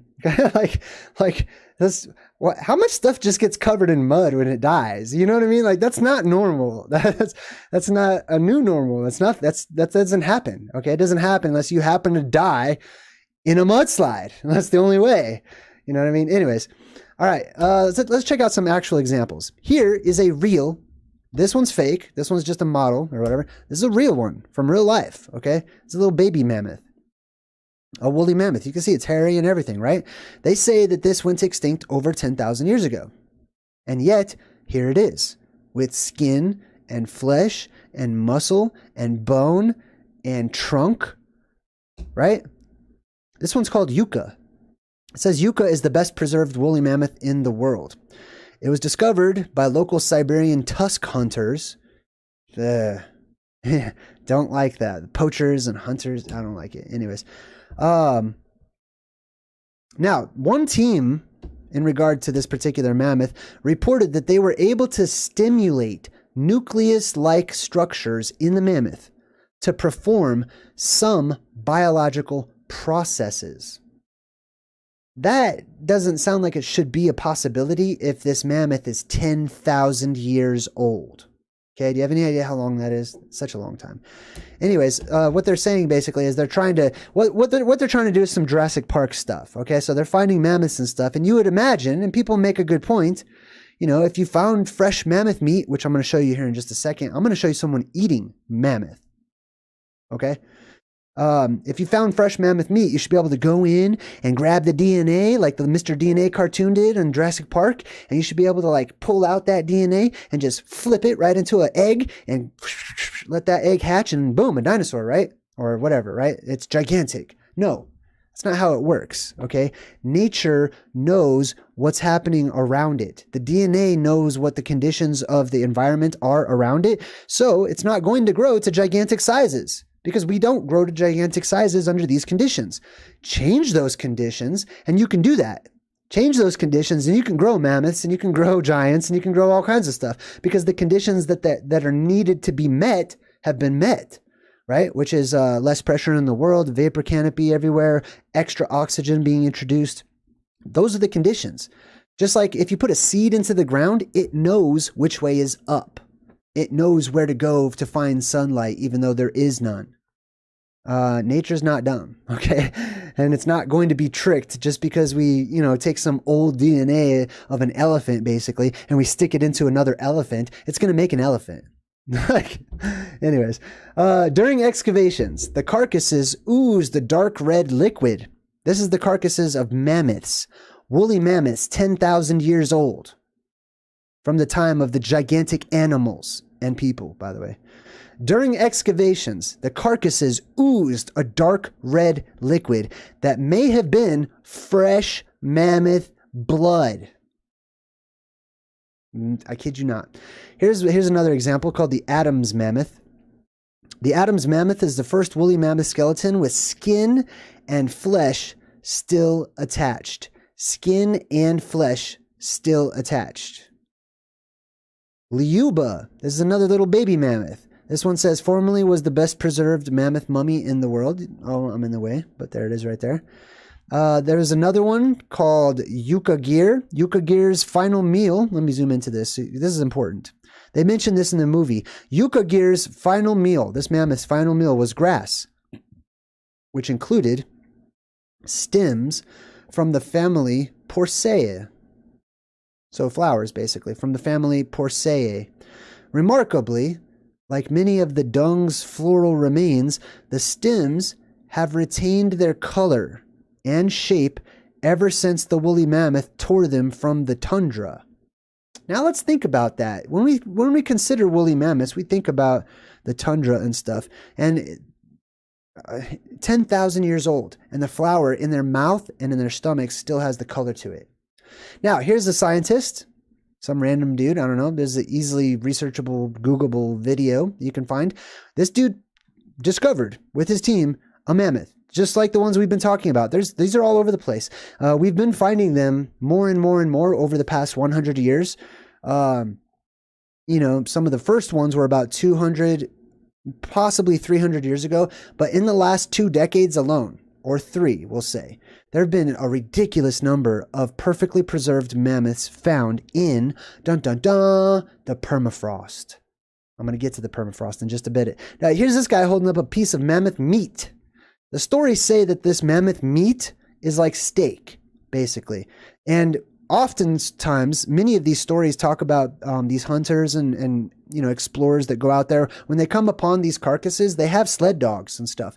The dogs will run off to eat the meat from the 10,000-year-old mammoth. This guy cuts a piece of it and takes a bite. He takes a bite of mammoth steak. It's that fresh. 10,000 years old, my butt. Okay. This is not, I can't imagine it tastes super awesome, but this dude, you could watch this video. Maybe I'll play it sometime, but he takes a bite of it. A little mammoth steak. Okay. This is real. This is not made up. That's real meat from a real mammoth that allegedly died 10,000 years ago. I bring that into question. Now, here's a typical picture of the mammoths. Let's learn some stuff, shall we? This is how academics and your children at school right now, or when they go back, this is what they will be taught, unfortunately, about the woolly mammoths, right? That they walked around amongst the snowy, frozen tundra. And I even found articles talking about how their feet are perfectly designed to walk on ice and to support their massive weight on ice, as if they were just grew up in the ice and stuff, right? Here's another picture of, you know, what they would look like. Basically, they show you like walking around in the desert with a bunch of ice and glaciers and stuff everywhere. There's a movie all about this, a children's movie, by the way. Here's their feet. And they talk about how their feet are perfect for walking around on the snowy tundra. Listen, like, you should probably look up the word tundra, and we should probably do some research about mammoths and their diets, okay? Look at this one right here, must have eaten tumbleweeds. Oh, that's all you need, just an occasional tumbleweed. I'm full. You know what I mean? This is real. This is fake. Okay, this gigantic, humongous, huge creature with a crazy metabolism living in the desert and eating tumbleweeds versus real life animals that are of similar sizes eating and living in places of immense vegetation all over the place. The mammoths did not live in a frozen tundra, period, at all. Okay, it's not happening. I'm not seeing it. There is a possibility, but I'm just saying, like, I'm just going to speak from me. Okay, they did not live in a frozen tundra. They lived in temperate tropical areas, which once were Siberia, Alaska, stuff like that. Elephants are constantly eating. They spend 80% of their day eating, basically. They need to eat up to 150 kilograms of food per day. That's 350 pounds of vegetation, not snow, not ice, not tumbleweeds, vegetation, 350 pounds every day. And that's just the modern elephant. Farida says, keep the good vibes flowing, Jay. Thanks you for everything. You're super welcome. Thanks, Farida. I appreciate you. Now, here's how they are portrayed in cartoons. This is artists' conceptions. They'll put this into the museums, just like the one that you saw earlier from the movie, okay? If you go to an exhibit, feel free to pick their brains and ask them how is that even possible that they would live like that when they live like this. This versus truth, okay? This is real. This is not, okay? And they weren't all like, oh, migrating or what. No, none of those stories are true, okay? What happened was they lived just like this and instantly whoosh, froze in place. Statues died exactly how you see in the movie The Day After Tomorrow, which I'll show you in a minute. Now this guy gets on the news and he says, the Royal Air Force or whoever is coming to airlift the royal family to safety. Okay, cool. So when the apocalypse happens, the royal family and a select other few will be airlifted to safety. Let me actually show you. I got some footage of the royal family being airlifted to safety. There they go. See you later, everybody. Bye. Have fun during the apocalypse. Like, they're getting out of here. They're getting ready to blast off to another world. They're not going to stick around when everybody is enlightened and has telepathy and is united and there's monsters and animals in the world and their entire system is broken and done. They're taking off, okay? They're leaving on a jet plane. They don't know when they're coming back. That's the royal family being airlifted. Then they say, where are we? Well, we're approximately 40 kilometers or kilometers from the Balmoral Castle. Balmoral Castle is an interesting place. That was Queen Elizabeth II's like favorite place to go just on vacation and not do anything from not doing anything. Figure that out. Anyways, the cheapest way to get from the palace to the castle, to Balmoral Castle, is to take the London Underground tube. They call subways tubes. That's cute.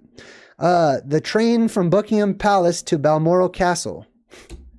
They have secret underground tunnels and super fast trains and all kinds of stuff in England, where you guys are. Here, and especially in Colorado, where I am, they're like practically crisscrossed throughout the entire state. Up there in New York, in Manhattan, in DC, in California, in many of these places, they have various secret underground tunnels that are designed not only to transport, but to transport to secret underground locations. That's little secret stops along the way. Even if they say that they're all public and stuff, I guarantee you, if you've been on the train, the underground train, right? You have seen, if you're looking out the window like I do when I'm on the airplane, even though I'm just looking at a wall, just passing by me, right? Every once in a while, you'll see a little side tunnel. And you're like, I wonder what that was, right? Okay, well, now you know. All right, anyways, in the movie, those helicopters that are going to go pick up the queen or whatever, they run into this huge wall. They're in the eye of the storm. And in the movie, they say that the eye of the storm is where all of that super cold air comes down or whatever. I'll show you my theory here in just a bit, but basically keep your eye on these 3 helicopters down there at the bottom. You can see them right here as these 3 lights. Let's check this out. This is interesting too, symbolically, especially here on my channel. See 1, 2, 3 in that sort of triangle pattern, right? And they're in the middle of this hole in the sky. And what this is, for me, is it symbolizes these 3 lights. These are anomalous to me at the moment. I'm getting closer as to what I believe these 3 lights are, but they seem to be related to what is up there in the sky, what people can see. Not the stick figure, not the Squatter Man Atlas figure or that blue beam of light that shoots up. But if you were at the North Pole looking directly up into the opening or the depressurization point, which is represented here by Pennywise's nasty face, you would see these 3 balls. I've seen this all over the place, and I'm still piecing it together. But it does remind me of the 3 balls that are symbolic of pawn shops or the merchants, right? The people who basically are directly related to those who brought trading and stuff, maritime law, the Phoenicians, basically. Okay, the Phoenicians, the Tartarians, the barbarians, etc., and so on and so forth. This is one of their symbols, are these 3 balls, indicating that they are traders, that they're nomadic in nature, and that they trade with people. They don't stay, they don't settle, they don't have money and currency and all that stuff. They're barterers, they're traders, because they are those people who left the North Pole region, or Eden, or the Garden of Eden and stuff like that. They left and they wandered about, and they became known for being traders, and that's where the word trader, as in someone who betrays someone, comes from. Anyways, interesting stuff. So this helicopter crashes into the ground, and this dude tries to get out of it. Iconic scene in the movie, right? This is where he instantly freezes. This is what happened to those mammoths. The movie is showing you the truth that they instantly just froze. It doesn't take much to freeze human skin, okay? You can ask anybody that's been out in the cold in extreme temperatures, and their flesh has been exposed for like longer than 5 minutes, and that's not even in super low temperatures. You get frostbite real quick and become a statue real quick. It doesn't take that long. But here's, they show that the super cold air comes from the middle. I'm not sure that it does. I feel like the middle is usually neutral. But if we compare this to a typical cyclone or tornado, you can see that there's an updraft, which is around the middle. So the edges of the middle have an updraft, which suck everything up. So if this is the world storm, and this is above the North Pole, then the North Pole itself should be safe. And the area around, or the Arctic Circle, or just inside of the Arctic Circle, everything would be getting sucked up violently, basically. And then there would be a downdraft, which would be the Arctic Circle itself, all the way around, which would bring these super cold airs from the upper atmosphere. We'll talk more about that in a bit. So they show this huge wave coming in, flooding New York City. This Statue of Liberty represents the blue beam at the North Pole. The beam of light of ionized hydrogen that comes up out of Mount Meru. So when they show you this thing being sunken, they're showing you symbolically Atlantis or Eden or whatever, whatever you want to call it, being sunk by the waters, a deluge, a great flood that covers it, and until it's revealed once more. The entire city is flooded in a deluge, a huge one, just like in that movie AI. Remember, they also flooded New York City, just almost up to the same height, basically.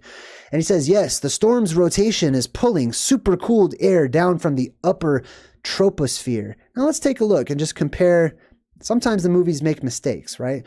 So the troposphere, if you take a good hard look at it, right, here's the temperatures. The troposphere, they say, only gets up to about -60, just below that, actually. So this super cooled air that would be pulled down in order to instantly freeze stuff, this is pretty cold. This is like Antarctica cold, okay? But the even colder is way up here, just beyond what's called the mesopause, when you just get into the thermosphere. The beginning parts of the thermosphere are actually not hot. They're super, super cold, according to mainstream academics. Why? Well, because I don't know, if there's a gigantic ice dome and crazy pressures or whatever up there in the upper atmosphere, it's probably cold. And then if you have plasma, or the plasma sphere, which gets hotter than the surface of the sun times 6, by the way, just around the outside of our world, then it would be extremely hot in the ionosphere and beyond. Anyways, they say here's a projection 24 hours out, and they show you these 3 storms, which is basically the 666 beware marker, right? These huge storms making the 666 on the TV. They get bigger and bigger, and he says this is what it looks like 7 to 10 days later.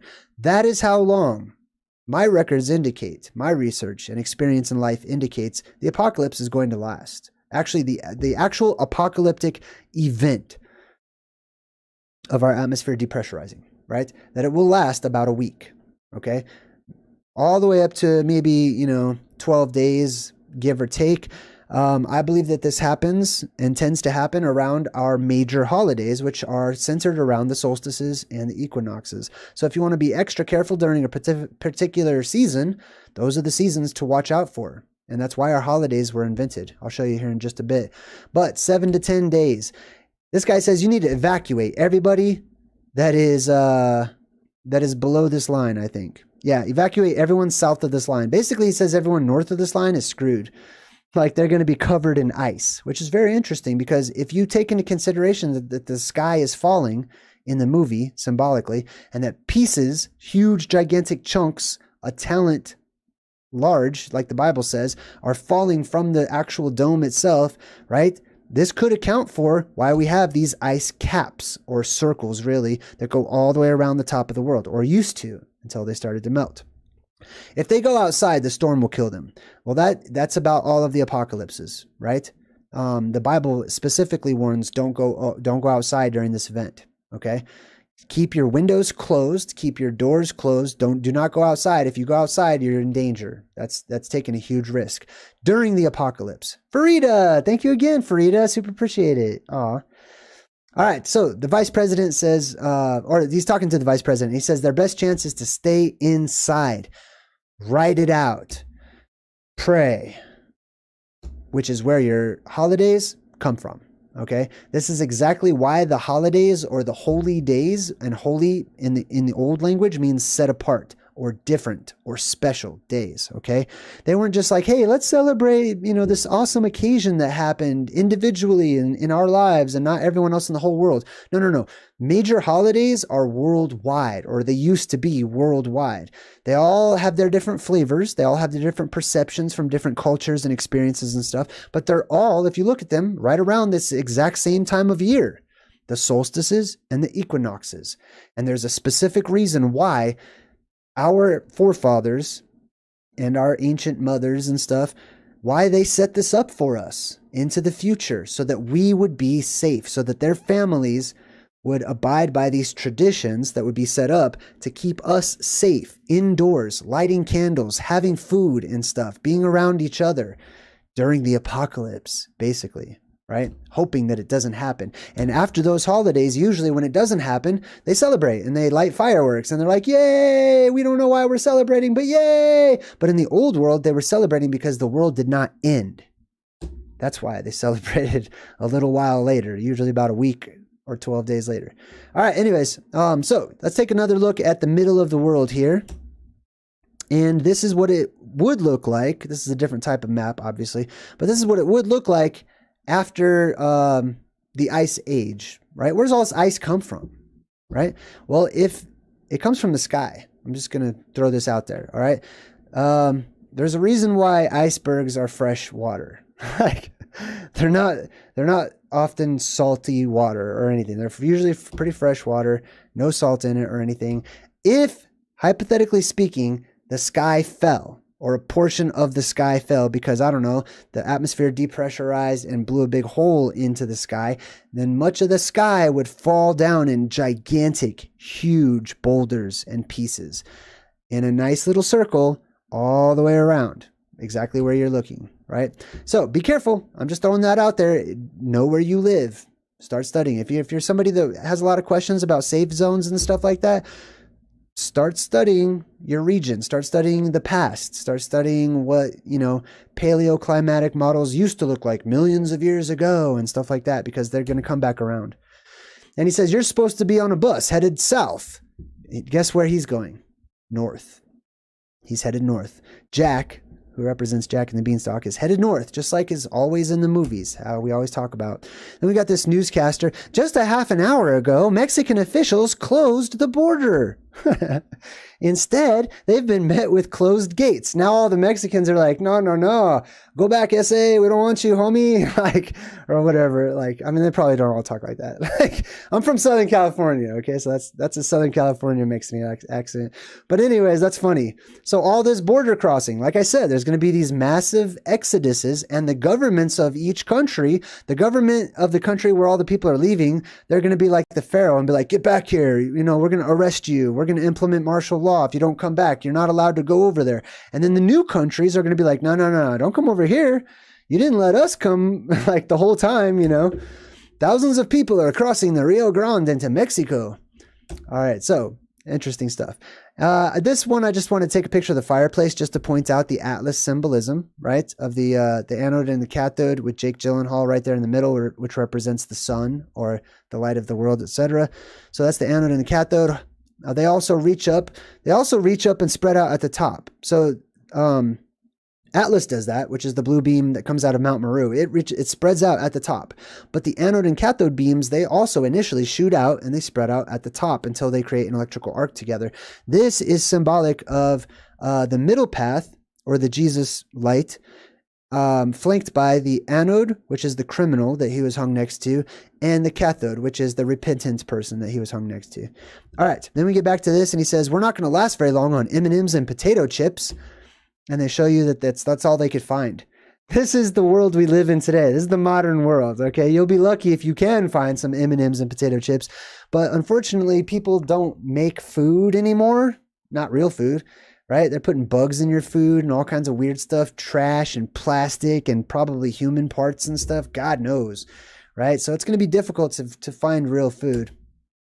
And he says, what about the garbage cans? There's always something to eat in the garbage cans. Now, this is the homeless guy who's giving them tips. They actually start learning how to survive by taking tips from the homeless people, right? Homeless people know more about surviving than rich people do, because rich people just have a luxury of life. They kick back.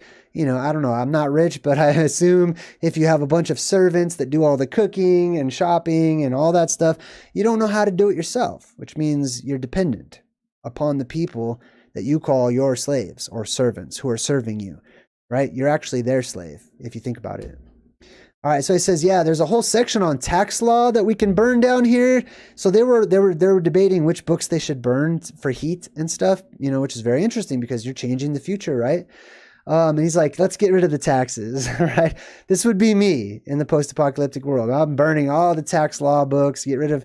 This is the good news, by the way, to the apocalypse, is if you survive, or when you survive, you get to say what the future will look like. At the very least, the immediate future, right? Getting rid of all of the system and the things that handcuff us and keep us restricted. All right, so he says... unpack the snowshoes. We're walking from here. So their car got stuck. He's on his way north to the library, which is sort of like Mount Meru. Mount Meru acts as sort of like an Akashic Records, or a library of ethereal information, vibrations and frequencies and stuff of the world collected, because it all goes back to Mount Meru. That's the center of the world, basically. So all information reverberates, and all frequencies, they go back to Mount Meru, and it collects all that information and stores it. Anyways, he says, unpack the snowshoes. We're walking from here. Legends indicate that you will be able one day, maybe not today, if there is an ocean all the way around the whole Arctic, like they show us, but one day that ocean will be gone, and you will be able to walk all the way to the promised land. on foot.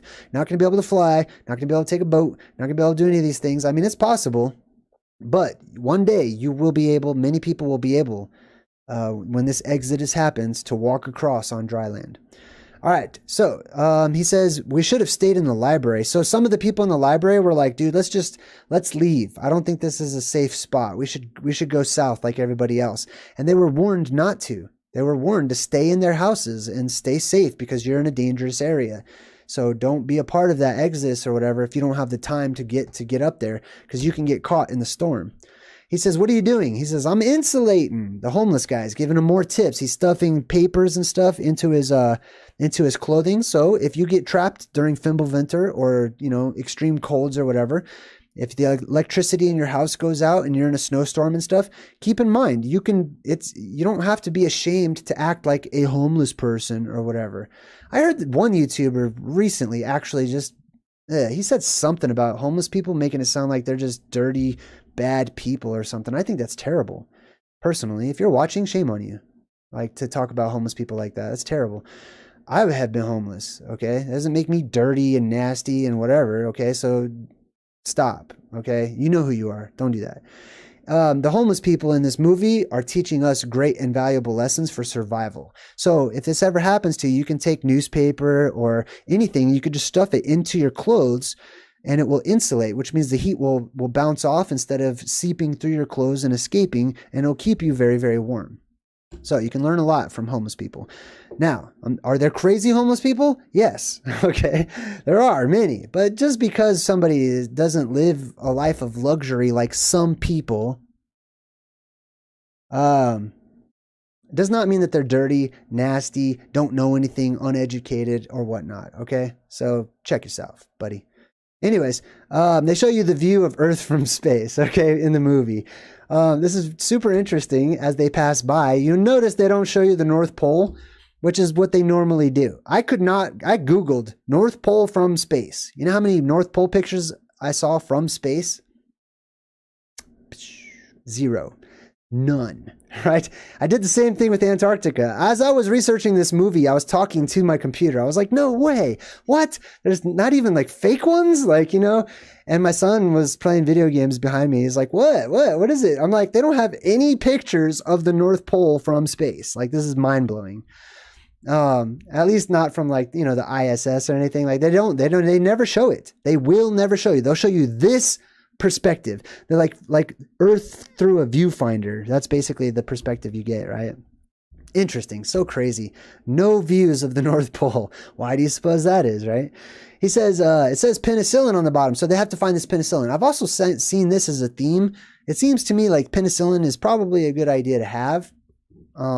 If you're a prepper, if you're like a doomsday prepper or something, that's a good idea to get your hands on some of this stuff, because it's sort of a cure-all, or many things. It can help to cure many bacterial infections.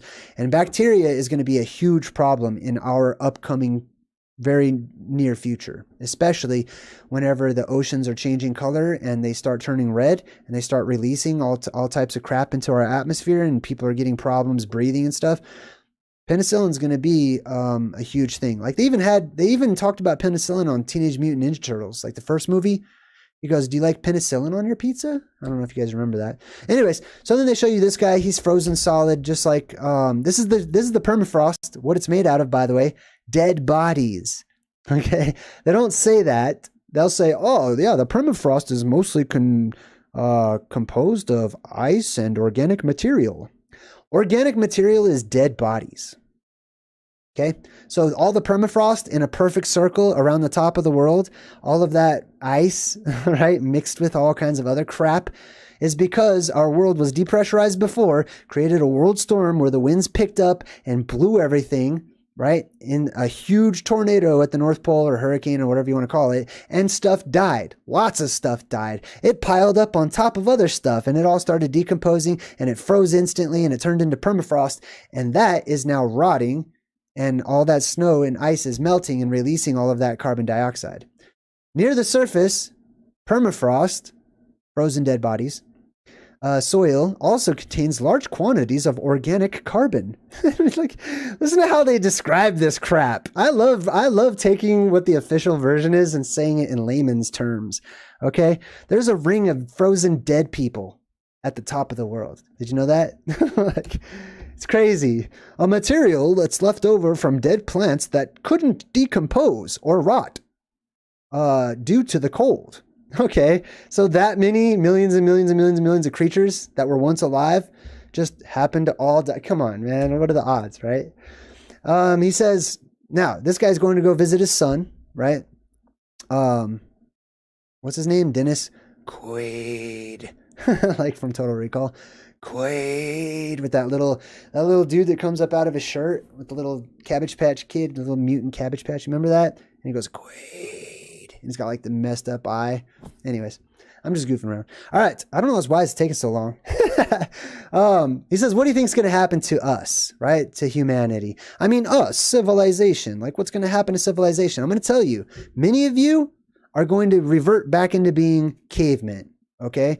The people that don't have higher vibrations and, you know, people that can't take care of themselves, people who rely steadily upon the system that enslaves us, you'll revert back into being cavemen. You'll physically actually go back to living in caves to be protected from monsters and from giants and from creatures and stuff. You'll be terrified. You'll live in fear for probably like 7 years until you finally start, you know, getting sick of living in a cave and you start venturing out. You'll draw weird patterns you see that are happening up in the cosmos and in the heavens. You'll carve that into rock.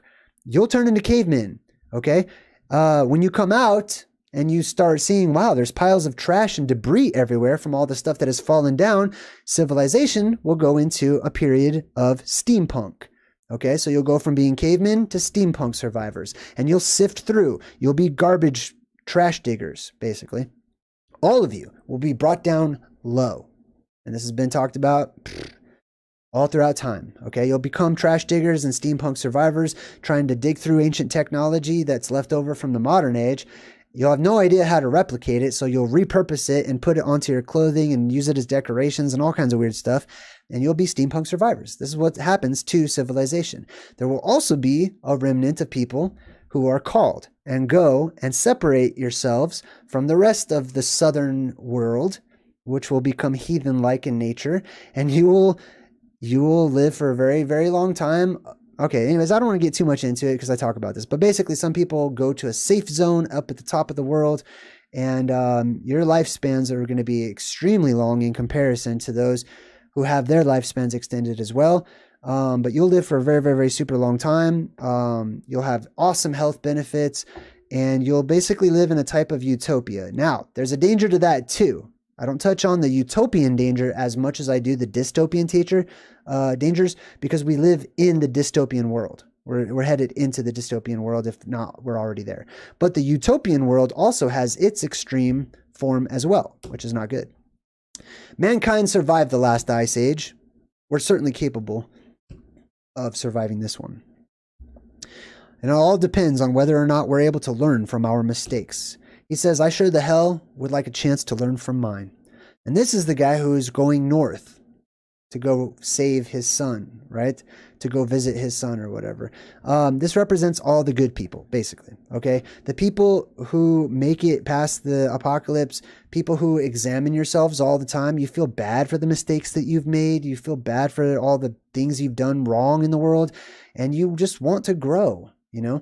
Others are stagnant. Others will just continue on. They'll try to bring the modern system into the post-apocalyptic world. Beware. Be careful. Anyways, so they show you the Statue of Liberty. Everything's frozen. The waters are all frozen. This is a flooding, by the way. So they're not showing you just like, oh, it was just big waves or anything. Like the ocean rose by hundreds of feet. So this is a flood. I'm not exactly sure how a change in temperature in the North Atlantic current would cause this. So I do talk about my ideas every Tuesday in my Omen segment about what I believe does cause stuff like this. Now, the vice president becomes the president. He gets onto the TV, and he says, we are now guests in the nations we once called the third world. In our time of need, they have taken us in and sheltered us. Now, what this implies and harkens back to is the tribal peoples of our world. Okay, the people who we have stolen from, murdered mercilessly, in order, to claim their lands and stuff like that. The tribal people all know, and they've been told their legends and their stories. They pass down to one another. They don't forget the apocalypse. They have told one another, and it's well known amongst many of their tribal communities that they will survive the apocalypse if they keep and they hold to their ancient customs. If they hold to their ancient ways, they are set up way better. And it's not a guarantee that every single one of them will. Okay, so just like if you're in the Hopi tribe in Arizona or something, don't get excited and be like, oh, sweet, I'm Hopi, I'm totally going to survive. No. If you've been transformed into some weird modern machine version of a Hopi, the odds are bad. Okay, but if you return to your roots, and even if you're not biologically related to these ancient tribal people who did come from the North Pole, you can become like them. You can learn from them. These are the people whose arms you'll be running into for survival when this all happens, because they stick with the old ways. They know how to plant food. Okay, they don't need to go to Walmart. They know where to find water. Like, it's very simple. Then they show you all the people on the top of the buildings. This just is hearkening to, getting to high ground during the apocalypse. Always a very good idea, especially if you're near water. And then the astronauts, way up there in the earth, just watching it all happen. They say, have you ever seen the air so clear? Right? And they show you the earth. I'll get to the earth in a second. They say, have you ever seen the air so clear? Listen, the air is going to be so clear. Oh my God. Like, I can sense it, imagine it, smell it in my head, in my imagination. We're going to have an influx of fresh oxygen for an eon. Okay, all of our pollution that we've pumped up there, so much of it that we think is changing and bringing about the apocalypse, that's all getting sucked out. Okay, when the atmosphere depressurizes, all that bad toxic stuff that's up there in the atmosphere is getting sucked right out, and it'll seal up and it'll be replaced from underneath as those beams of ionized oxygen and other chemicals too replace it and refresh our entire atmosphere.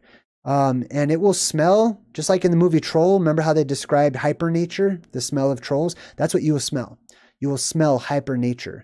It will be clean, beautiful, like fresh air, like you've never even smelled before. It'll be wonderful. And then they look at the earth and they show you this crazy globular version of the earth. Notice they show you something here as they zoom out that NASA does not. They never do this. Like ever. They zoom all the way out and show you the entire earth from space or whatever. And they can only do that. They're trying to show you the new polar ice cap. This right here, by the way, is the moon crashing into the earth. Okay. Physically and symbolically at the same time. So this right here is actually like a piece of the firmament, I believe, that has fallen and smashed into the earth. And this is moonfall. This is the moon falling and crashing into the earth and all that fun jazz. But anyways, that's our movie. The Day After Tomorrow. I hope you guys enjoyed that. I had a good time. I was just a little more casual than I usually do it, but I'm having a good time today. I'm feeling pretty good. I want to say thank you to the Good Vibe Tribe for leaving so many awesome comments and participating in the conversation and the topic and stuff. People are sharing really interesting experiences, dreams, your own interpretations of these things. And there haven't, there's been hardly any trolls or anything like that. So I've actually been able to jump back into the comment section and do more reading. And I leave a little, heart emoji or whatever it is, just to let you know I saw your comments and stuff. So I just want to say thank you. That's all. And I'm saying thank you on behalf of everyone else too, that appreciates the vibration being raised by all of you. So thank you so much for everyone for being awesome. And I hope you enjoyed this episode of Truth in Movies. Until next time, I'm JayDreamerZ saying good vibes and goodbye.